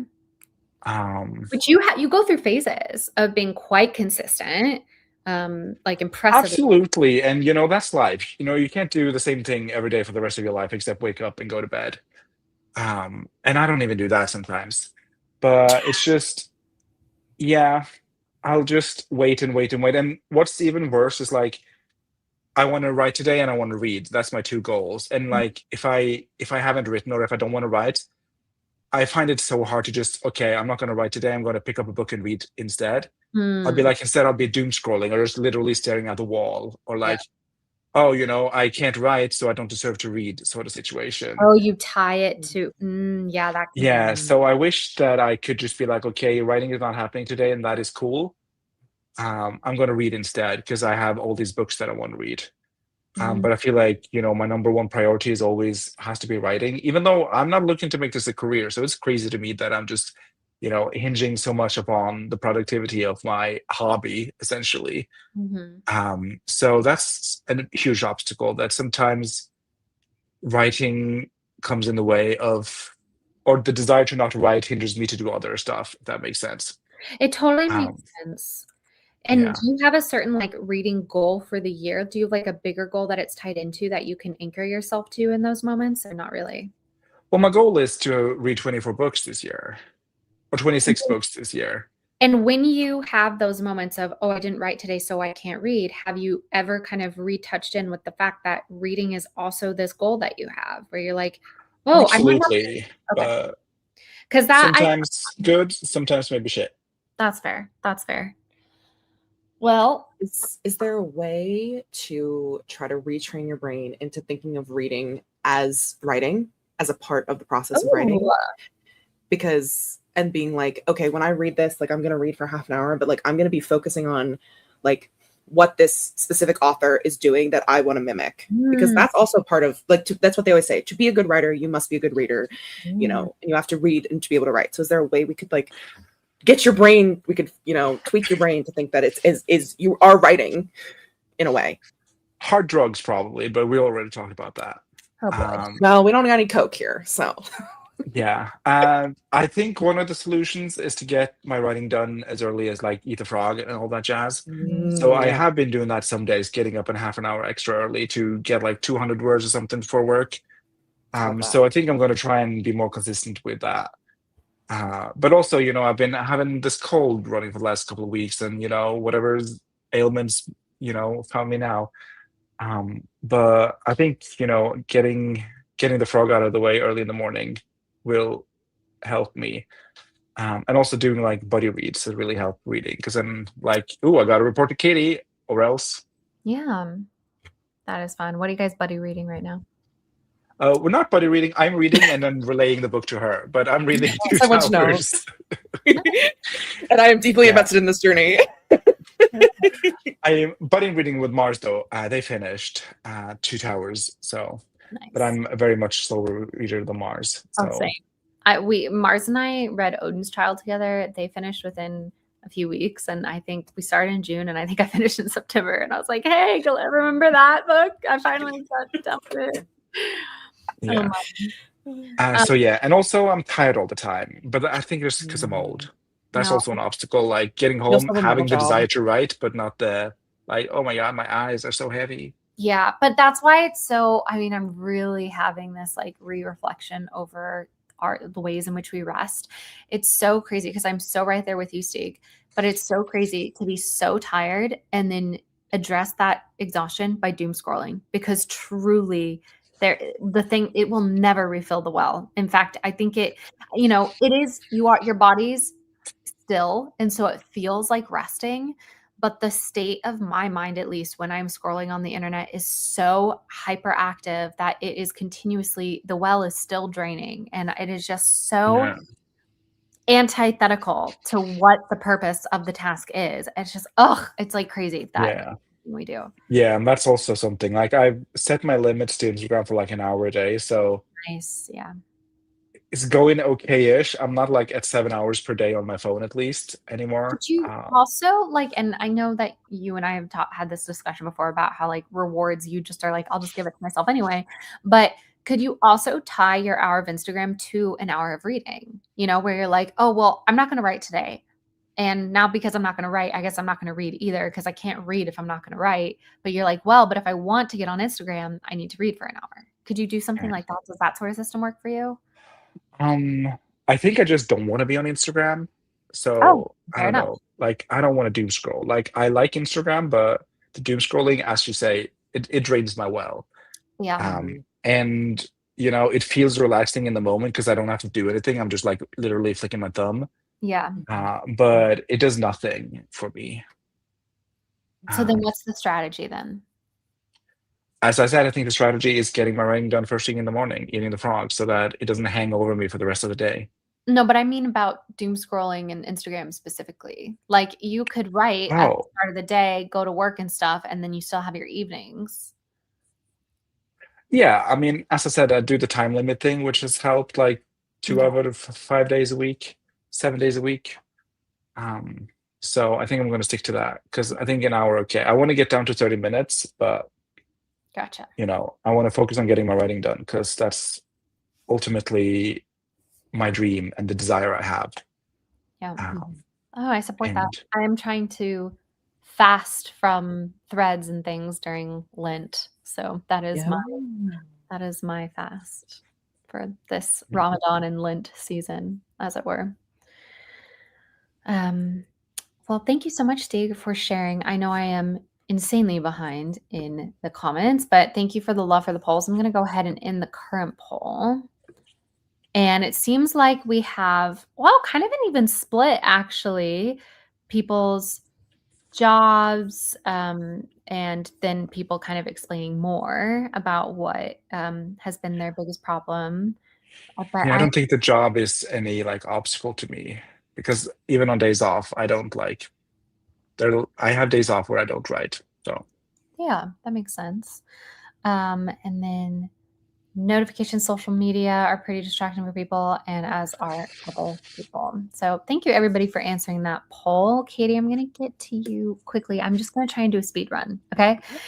Kat says, I love the ideal question. I think that my ideal was write all day and every day, but I did it once and felt my brain was on fire. So now I need to imply breaks and other creativity. Yeah, like incorporate other types of creativity. I respect that. Yeah, everybody start thinking about, maybe this is my task for the next sprint, is everybody start thinking about like what your true ideal is. Not just like, you know, but kind of keep in mind what Kat is saying, where it's not a fantasy ideal, it's a realistic ideal. Because I think if you identify that, then suddenly the steps to take to achieve it are easier, rather than just like having this kind of amorphous ideal of I should be writing. Well, but what does that look like? What does that actually mean to you? Ava says, change the name. Scrolling can be something new. Engage with the content that adds to your life rather than to your dissociation skills. I call it socializing and only scroll if I'm going to comment / react / share, etc. Not only because I get paid when people do that. Oh, I see. But because I can't zone out while scrolling now. You are not too late. Radiant. Wait, what? I don't think this is a different Mars. It's a different Mars. Hi. Hope you're doing well. Different Mars. Radiantly Mars, if you were. We've only done one sprint, if you can believe it. 2 hours into this thing. I can't believe it. Sorry. I love it. I have removed Instagram from my home screen. It has been so nice. I don't mindlessly jump on there to scroll, and though I do sometimes still end up doom scrolling, it happens significantly less. I buy my hash browns fully cooked and frozen, so I just gotta warm them up. So I'm always reheating my hash browns. I get in my own way and in my own head. I always have a hard time literally starting. My ADHD doesn't help, especially when my dog keeps barking for no reason. Oh my gosh. Every time my dog barks, it's completely unsettling. Like I get jump scared. Literally. And now I'm hungry. I just ordered fajitas, so food shall appear shortly. I don't like doing it. That's the problem. I like daydreaming and I like having written. The drafting part, nah. OMG, I feel that literary lighthouse, new ideas, too many ideas are such an obstacle to me, and I'm still working on getting to a place where I stay with one project, slowly failing at that law. And then we got, you addressed this. Katie, depression doesn't help either. I feel like I'm stuck and not getting anywhere with anything, even with small goals met. I so understand, and I am not at a place where I have fully fathomed yet, but I understand. So if that, at least just the being known, offers any sort of consolation, I hope that it does. Nina says, that was very motivating, Katie. Yes, you Try my best. Did you address this one as well? I did not. Being someone with anxious attachment and being a writer is a match made in hell. You will need reassurance all the time from someone on the outside until you fix your own issues. Ooh, tea. Ooh. That is so true, Stieg. I have gotten to a point again where writing without live sprints has become so difficult, nearly impossible, but I'm trying to work on that.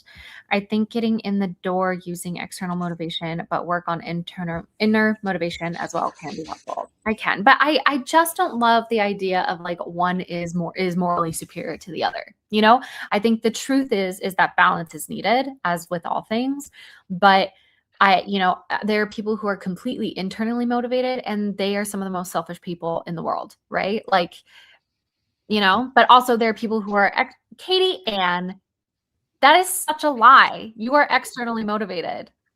I'm also very internally motivated as well. Well, maybe not good balance then. So, but I think an extreme on either end. Basically, it's a neither one is a moral judgment. The moral judgment is within the extremes. In the past couple of years, I lost my writing buddies to geography and full-time jobs, and finding these streams was a real lifesaver. Yay, Lydia! We're so glad that was. I love you, Lydia. Also, choosing to put yourself into that situation where you're forced to write is doing it yourself in a way. That is true. Setting up external motivation is a form of internal work. Body doubling works. The hacks as a tool before training reels are taken off. For me, when I was struggling to build the writing habit, I had one accountability buddy. We met once a week, and that way I tried to write outside that. But if it was a hard week, at least I wrote once. See, exactly. So good. Body doubling, literary lighthouse. Thank you, Victoria Aveyard. No, it's not. It's not. We've been calling Victoria. It is. I love that. You cannot convince me otherwise. Um, literary lighthouse body doubling is a term that we used to say, and it's not our term, it's like a term in general, a wide term used to mean when you need to get something done. And so you have another person not necessarily doing the same thing as you, but just being productive as a way to like feed off of their productive energy. Like a lot of times when I, for example, am home alone and I want to clean my apartment, I will put on YouTube videos of people organizing and cleaning, or I will get on a call with friends and be like, hey, can you just be here and chat with me while I do this task? So that is what body doubling is called. Or means. At least I think I explained that correctly, but feel free to correct me, anybody. Blinked out for a second, came to Wallace and Steve talking about doing hard jobs. Well, Be like that sometimes. Jada had already answered you. Sorry. Yeah, okay. Lots of discussion about parallel play feels kinky as a form. I was thinking of children.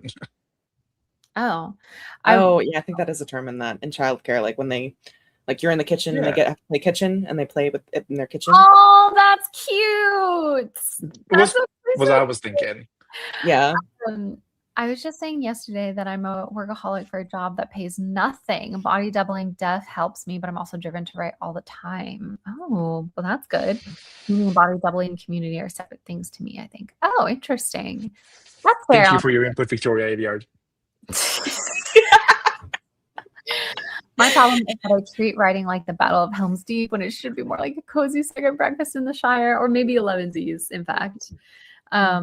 Which, speaking of, I'm going to go at the start of the next sprint. I'm going to get myself some tea and a little cookie for something for my 11Z's. I'm doing an unplugged weekend this weekend. I love that, with the nerd word or the word. Yeah, that's why I said the word nerd. And also having a 24-hour readathon with Jan Agaton. And I'm starting when I get up tomorrow. Maybe I'll take over the world. Amazing.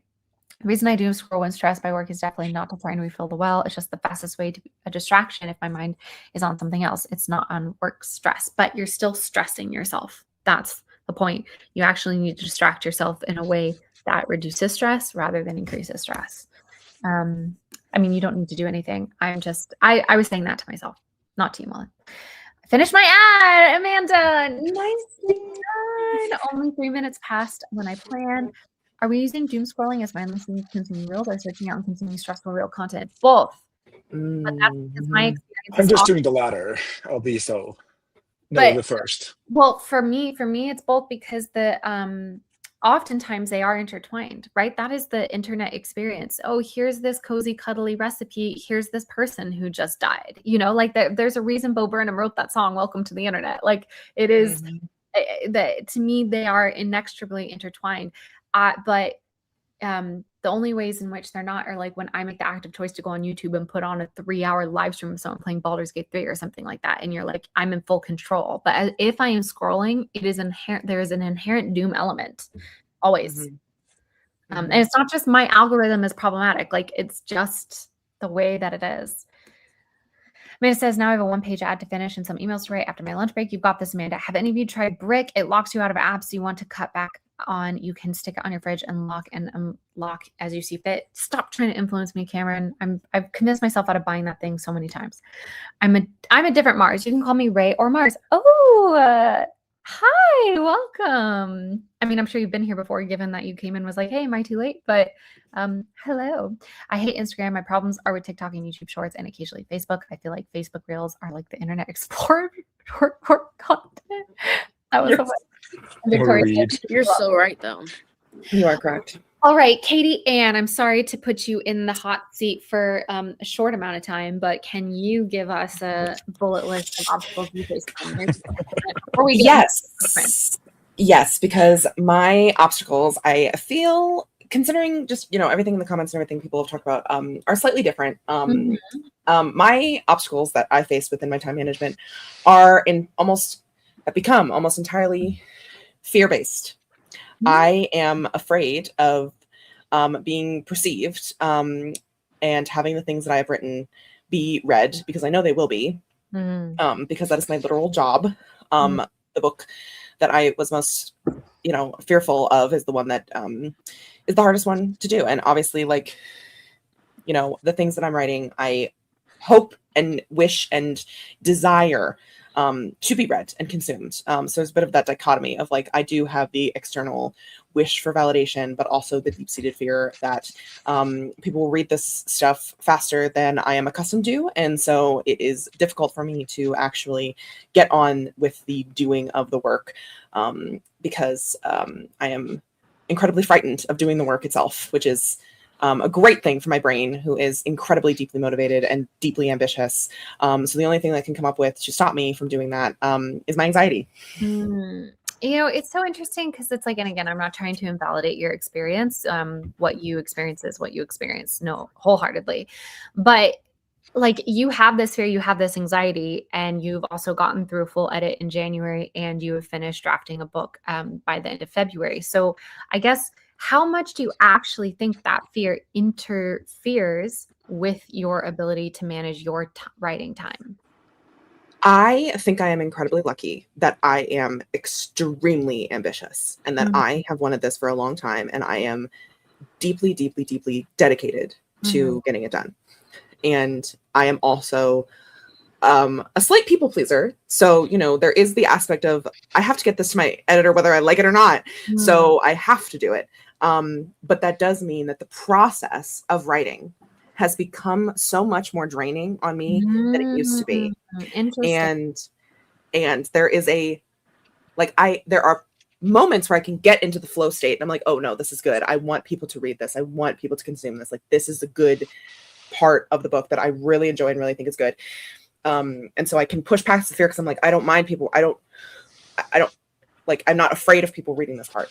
But when you get into the stickier parts of revision and the stickier parts of drafting, where like the words don't come as easy, where it feels clunky, where you're like seeing the places where you're like, I need to fix this, but I can't right now because I need the whole thing done.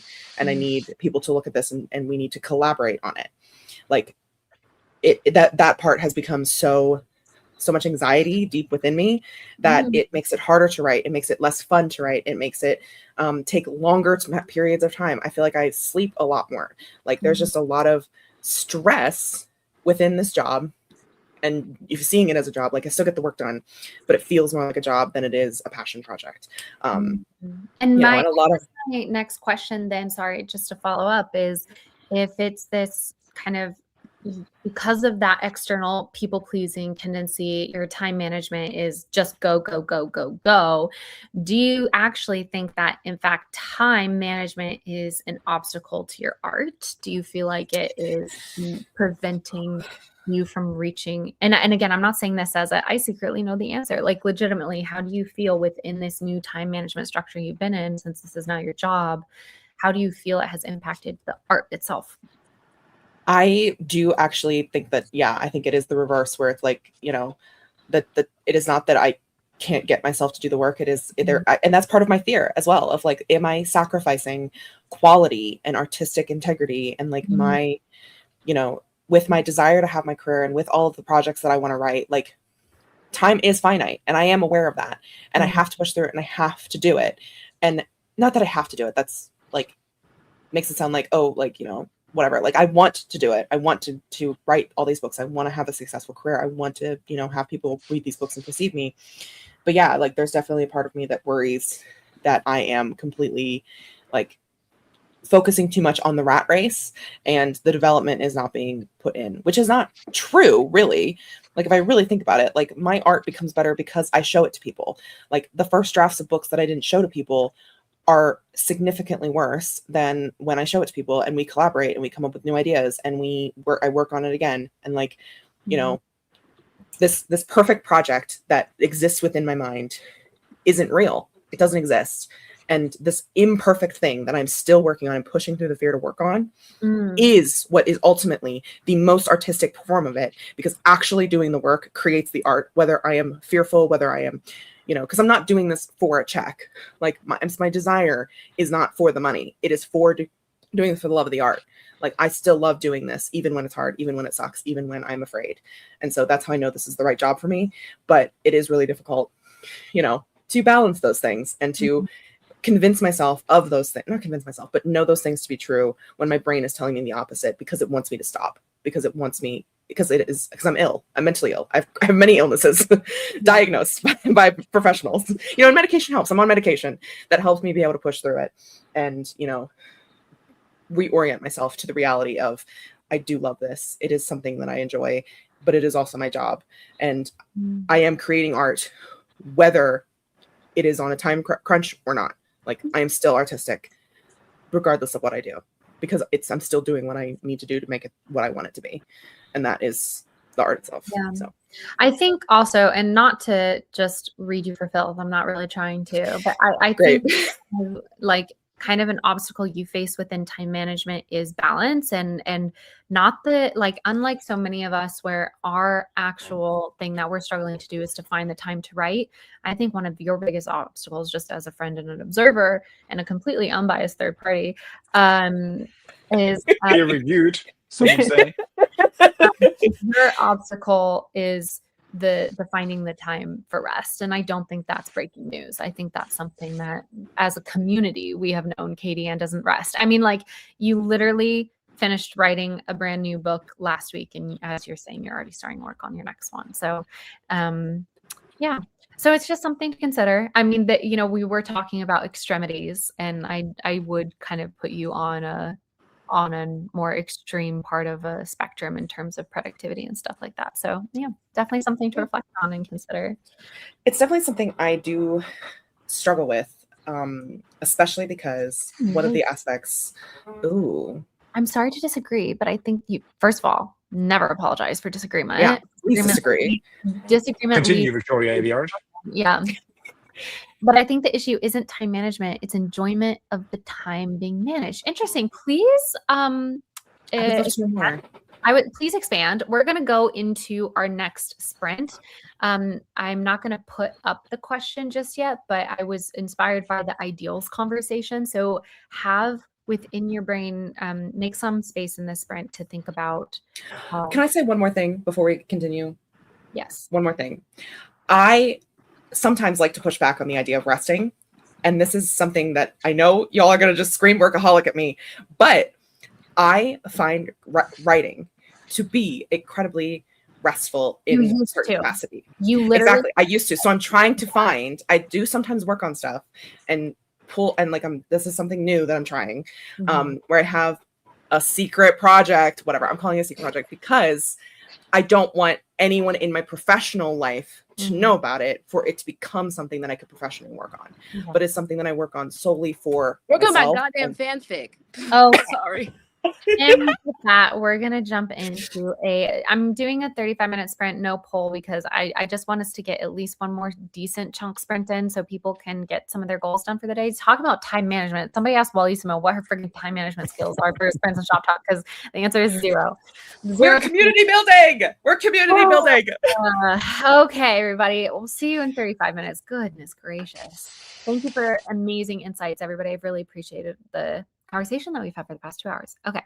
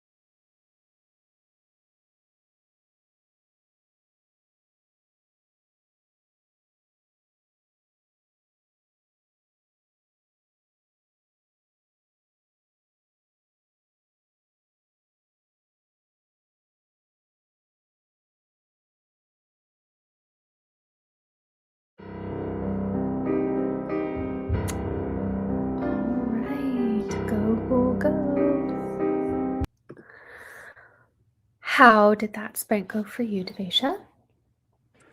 I did some more outlining ish. Steve, how did it go for you? I did some more writing ish. I'm at 155 words for the day, and I was just getting into it. Nice. So that's really good. You're halfway done. Living on a prayer. Take my hand, we'll make it, I swear. Nice. Okay, how did it go for you? It was good. Went downstairs, chatted with Mother Eyeballs for most of the sprint, but I do now have 2 lovely coworkers who are sleeping on the job.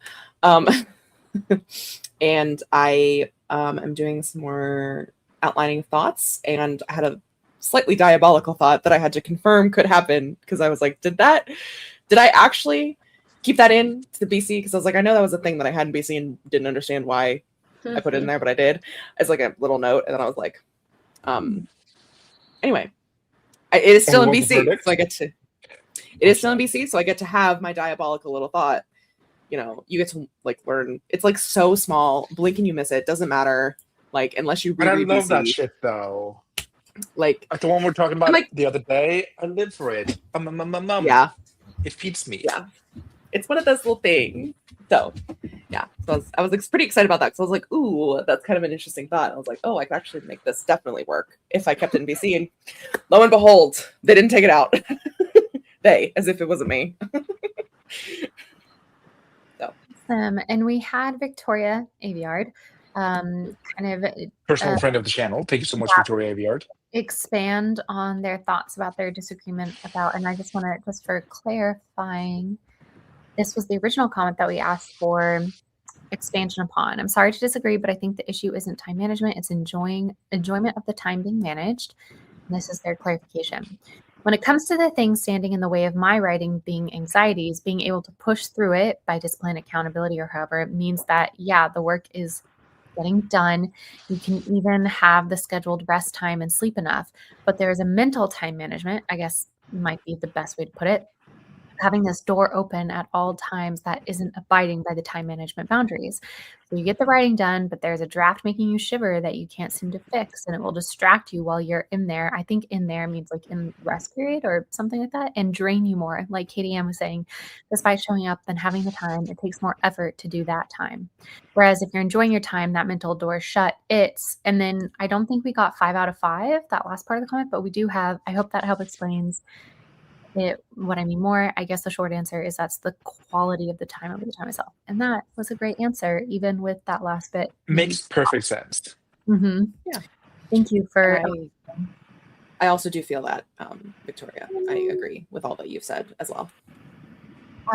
Jessica says, woo, got the kiddos room set up. Oh my gosh, nicely done. Crib removed, new big girl bed turned for more space, new bookshelf moved in, and vacuumed my office. I'm even more tired, but I'm ready for my upgrade. Very nicely done, Jessica. It can feel so refreshing to renew one's space. Ray says, didn't get a lot done, no writing done, but I fed my dogs, took the pup outside, and uploaded/made items with my art for my printful shop. I should probably make a late breakfast soon, late to wake up. Amazing. That sounds like such a lovely way to start the day. Big girl job took that sprint. Alas, sassafras. I ate my lunch and watched today's Good Mythical Morning. Oh, I didn't even realize they still made those. Got 626 words done. Very nicely done, Froggy. Made coffee and started editing nicely. 349 words, but this chapter is not flowing the way I wanted it to. That's okay. It doesn't have to be perfect on first lay down. Oh, here we go. This final part of what Victoria said came way late for some reason. Makes it easier and less draining because now the energy you get from writing isn't strictly going to combat all those anxieties that are draining. You're getting more filled in than drained out. Exactly. There, thank you. I made and had lunch before that sprint, so I made coffee and scrolled Instagram. All right.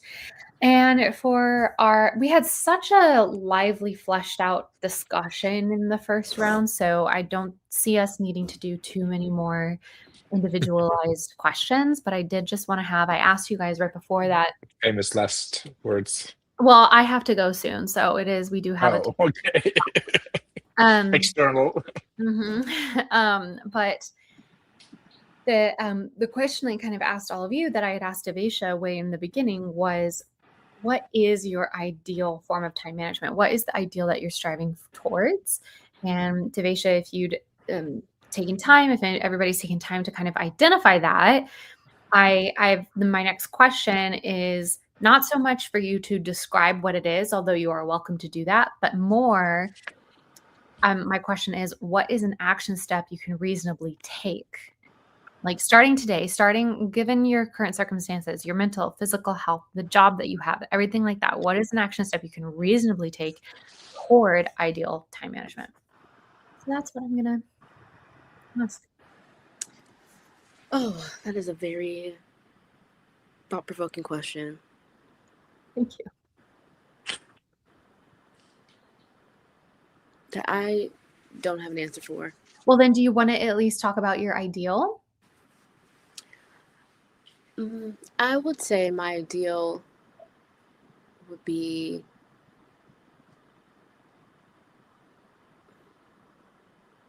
I don't know. It doesn't have to be perfect, but I feel like I would like to feel accomplished at the end of the day. Like,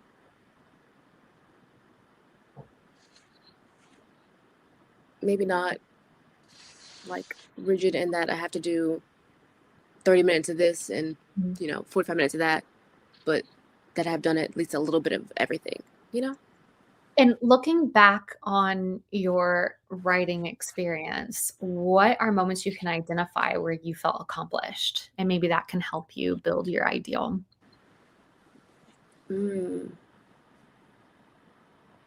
don't know. It's been so long since I've written. Well, then anything in your life, when's the like identify moments of feelings of accomplishment and what led to them?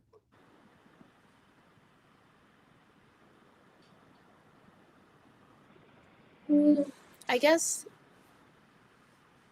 I feel accomplished when I have a task list and I've completed the whole task list.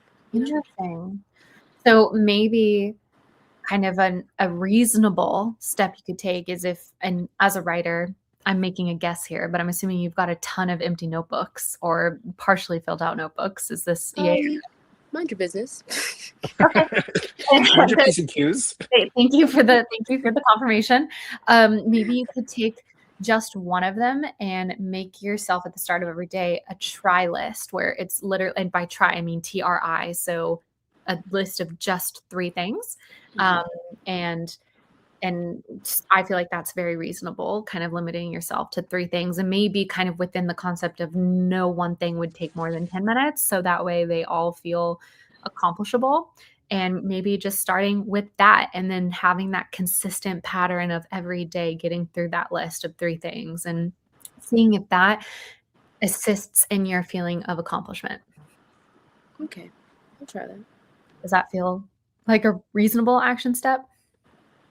Is it something that you think you will legitimately incorporate, or would you like to kind of brainstorm something else? I would like to try it before I can say that I will incorporate it. Fair enough. Well, thank you. I don't know why I'm being accused of witchcraft, or who is being accused of witchcraft, but Cam is accusing somebody. Women everywhere.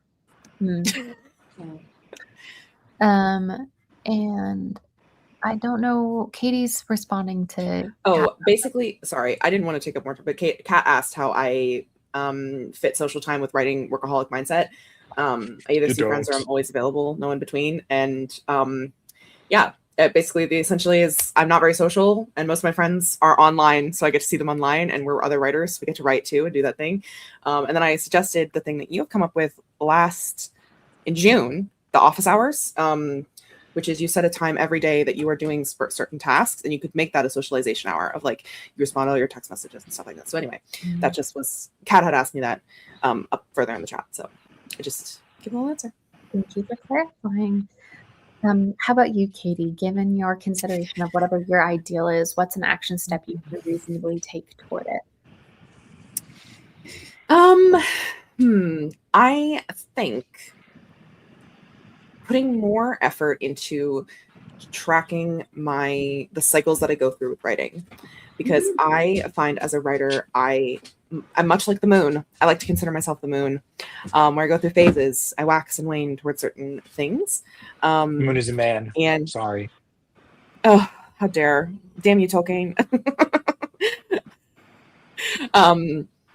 So one thing I think I struggle with is that when I get very hyper focused into something, I'm like constantly working towards it. And once I get out of it, once I finish that thing, it takes me a little bit to like find my footing back in real life again, and like decompress and do that stuff. So that's like a part of it, but also like setting out myself a schedule for like the broader like things that I want to accomplish. So I'm not overwhelmed by all the things that I want to do. I like have specific time periods. I try to figure out what time periods I can do. Like I have this whole, it's a website called Airtable.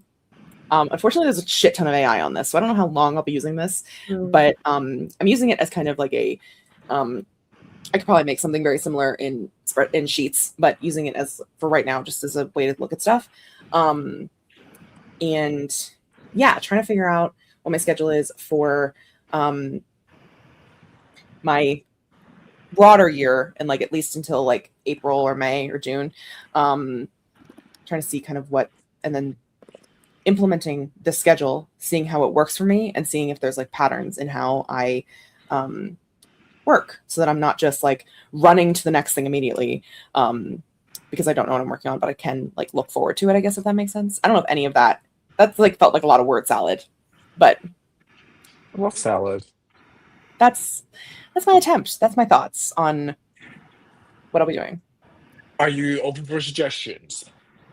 Always and forever.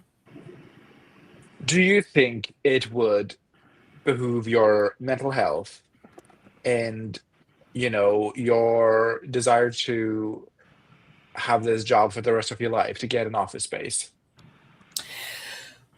Yes, I do think it would. That's a lot of spoons, though, because that's been a conversation that's been in the works for a long time, and not a ton of action has been taken on it. Which is why I'm bringing it up now, so that everyone can witness this. Well, there's some things going on within the family life that would make it very difficult. Not difficult, but just pause for those things. Potentially my family could be moving, and so it feels like putting on all those spoons into renovating an office space that I then leave in a year is not something I'm particularly interested in right now. But I do agree that would be something to try. Mm-hmm. Is there any co-working spaces that you could try just to see if the whole like office situation works for you or benefits you? I don't think there's any near where I live close enough. I mean, I could go to the library. I could do the library. That could be a good solution. There's two libraries. There's our local library and then a university library. Is there like a possibility to like rent a desk or rent a like little work booth or whatever situation they got going on? My question though, Stieg, is what do you think specifically that would fix? What problem is Katie facing right now that you think her having a dedicated office space outside of her bedroom would fix in the short term? I mean, I know you were saying in the long term for her career and stuff like that, but as she was saying, I was just thinking in the sort of like work-life balance. Like, knowing that, okay, these hours that I am in this office, wherever this office may be, these are my working hours. And, the hours I don't spend there are hours I can read or, watch whatever sports I watch or, walk the dogs or like, I have an ulterior response to that. Given Katie's relationship with her space and the time of day in which she writes, I think instead of having an office space, she should consider, and I've said this before, consider getting a living space, like a third space for non-writing related experiences. So a place that you go specifically to read, a place that, even though I know you consider reading part of your job, but like, or having I think that would be my kind of not rebuttal to Stieg, but just saying like, Katie, you work so much that I'm not sure having a third space for work would prevent you from doing work at home anyway. It might be, I was thinking it might be helpful in terms of like like Victoria Aveyard was saying, helping to shut that mental door of like, you know, going to a place, getting work done, and then when I decide to leave, being like, okay, that's my work done for today, or like deciding at that moment of like, oh, am I going to go home and take a break and work some more, or is this me closing the door? Like once I leave, we're done with professional work, at least. Like, you know, I could still do some other work that is, or like even going and doing my admin work, because that was actually what I voted in the poll was notifications and social media, because that's like also my other obstacle is the fact that I have to market stuff, I have to make stuff, I have to write newsletters, like stuff like that. Like that might be beneficial to doing different work at different places. Because I just don't know, like I don't do enough things outside of writing to like think of what a third space could be for like reading. Because like I like barely read. Well, there's been so many, like, you know, because you mentioned that you also sleep a lot. So, you know, having, you know, your bed and then your desk and then like your entire life is within those four walls almost. So, you know, I think creating physical barriers, that's like, you know, whatever way, if you're creating a physical barrier between, you know, your reading and admin work and your writing work, or like if you're, you know, third space is reading, like I think we're all just, you know, looking for ways to separate it basically, or suggestions for ways to separate it in whatever way works for you. And that's kind of my point too. Like, do you think that could help you balance it more? It might. I'm willing to try it. I know definitely when I was in college, I went to a lot of different spaces and like spent a lot of time moving to different spaces and working on different things in different places. So I know that works for me, at least at that time when I was working on different things, you know, essays and, you know, critiques and stuff, which is different work. But yeah, might be a good strategy to keep to like at the very least help me understand that time is moving. Because I often just time just moves quickly because I am hyper focused. She waits for no one.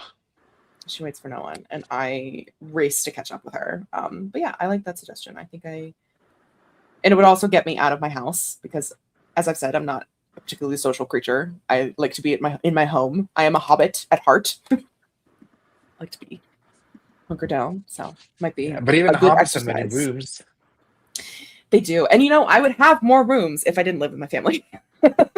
That's true. It's just but that also, my mother you love living with your commandeers all family, of downstairs. So. I do. I love living with my family, but my mom has all of downstairs all the time. And even if I told her, please do not disturb me, I'm writing, she would find a way. Not saying that to like usually life does. She just, you know, she's a social creature. She's a creature of social, and she loves to talk with me, and I love that about her. But it does, in fact, make writing sometimes difficult when you're trying to do deep focus. And also, I don't really want to write smut in the living room with her in the next room. Yeah. In God's living room? No, thank you. God, no, thank you. I'll do it here at my desk. Yeah. But I don't know. I think that's something to think about. Yeah, I like it as a suggestion. Let me see what my university library has. And Steve, how about you? Action step toward ideal management. My goal would be to write 10,000 words a month consistently, which turns out about 330 words per day, give or take. Like, obviously, some days I'll write more. Yeah.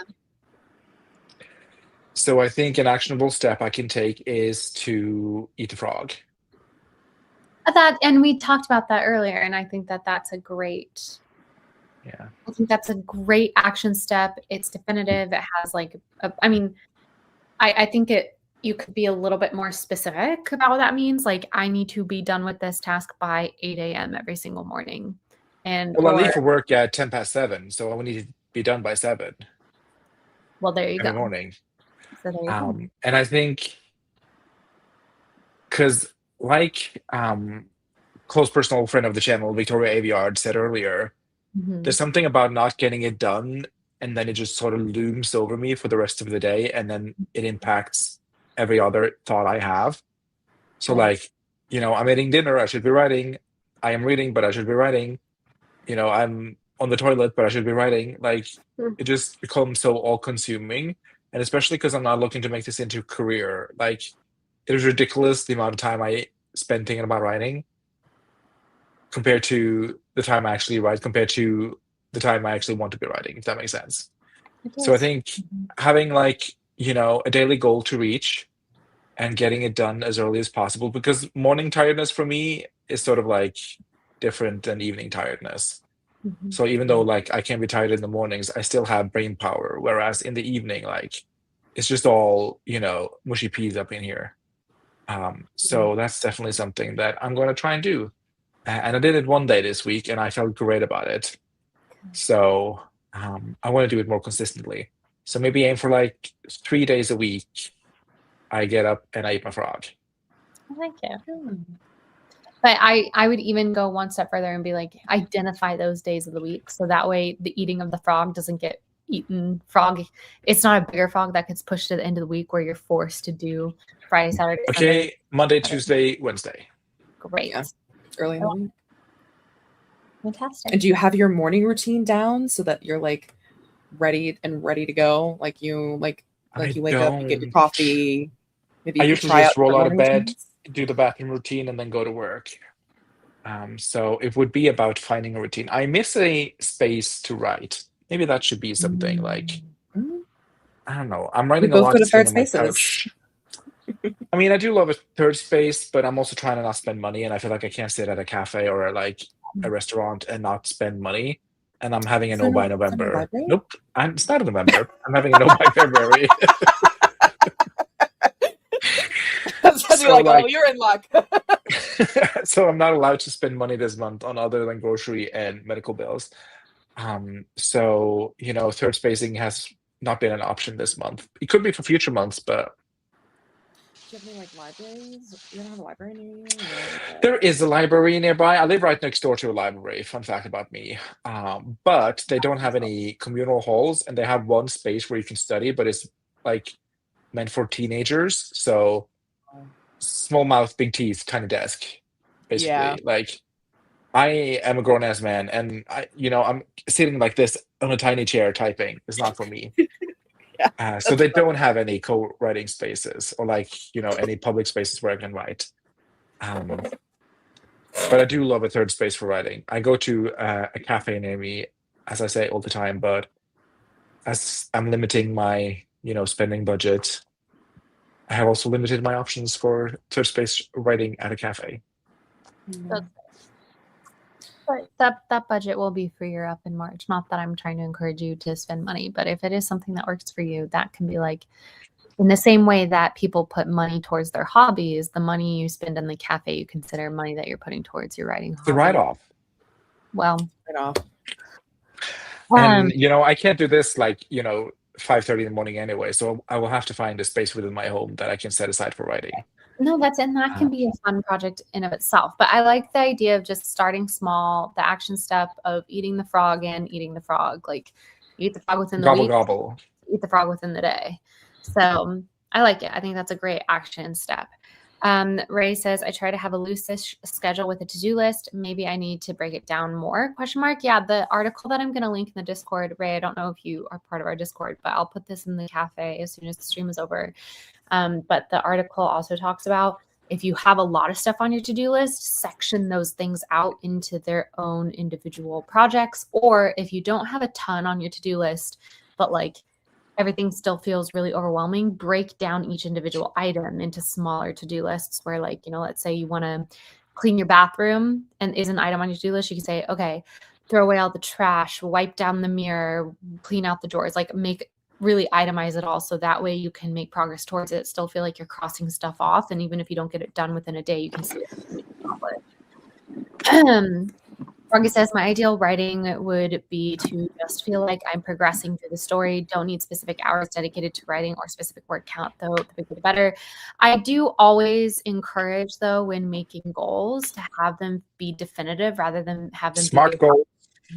Yeah, it's better to have like like hard data almost that you can pull from rather than just seeking out a feeling, because I think that can lead you astray. As for actions that I can take, I've just moved to a new place and I've started a new internship, so I'm trying to figure out the best way to get writing done. At the moment, I'm trying to do 2 small writing sessions, one first thing in the morning and one when I get back from work. And accomplishing those, I hope that that leads to you feeling like you're progressing, because I think that that's great.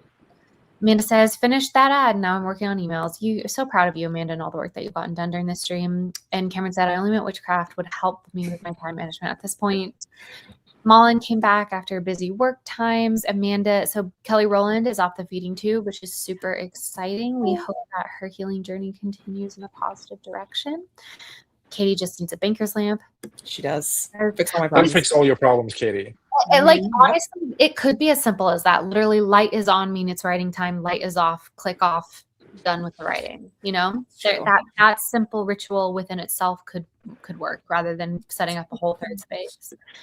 And that way, the nice thing about that too is you can really train yourself with it. Like, especially with you, it might be hard for you initially to commit to like not writing more than a certain amount every day. You might be like, oh, but I want to write. And so your only rule for yourself can be that if you're going to write, you turn the lamp on. And once you're done writing, you turn the lamp off. And you can go back to the first few weeks or whatever. You can go back to it as much as you want as you slowly build into this more balanced routine where no, you do have a set time you write every day, but hopefully by the time you kind of dive into that, your brain will be conditioned that the lamp goes off means writing is done, and you'll have an easier time slipping into that.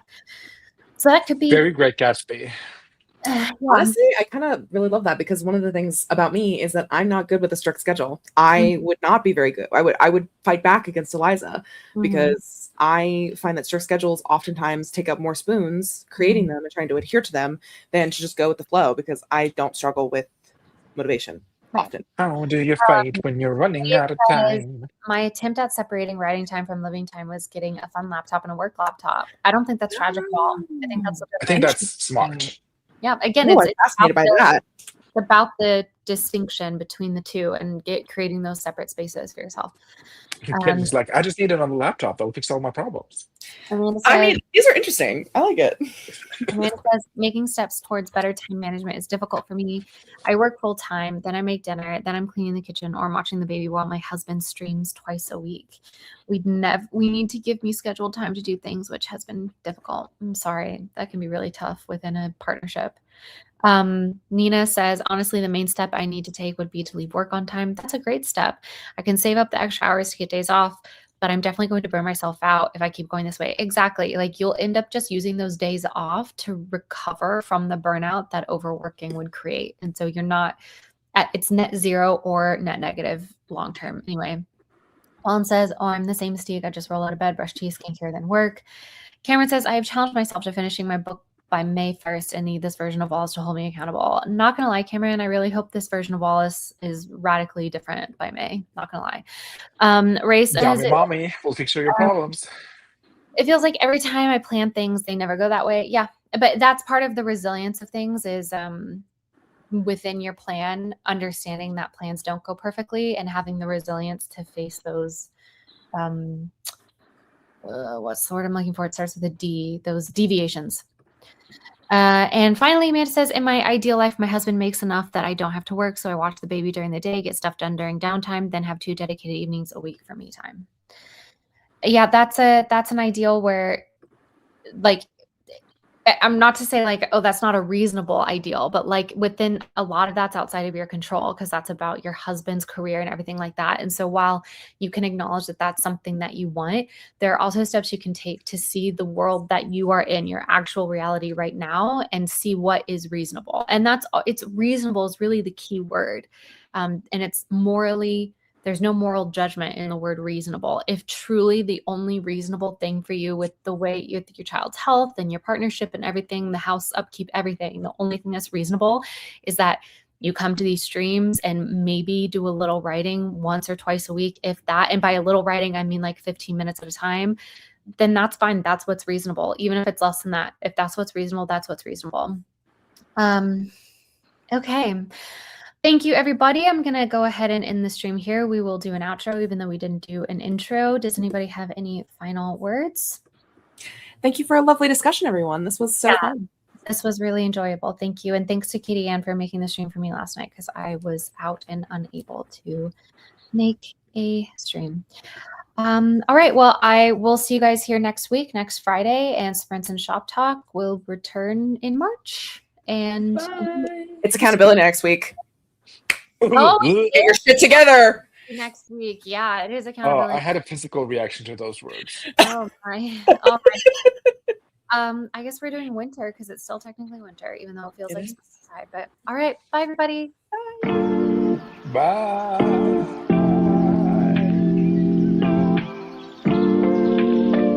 It's Friday, not Wednesday. Sorry.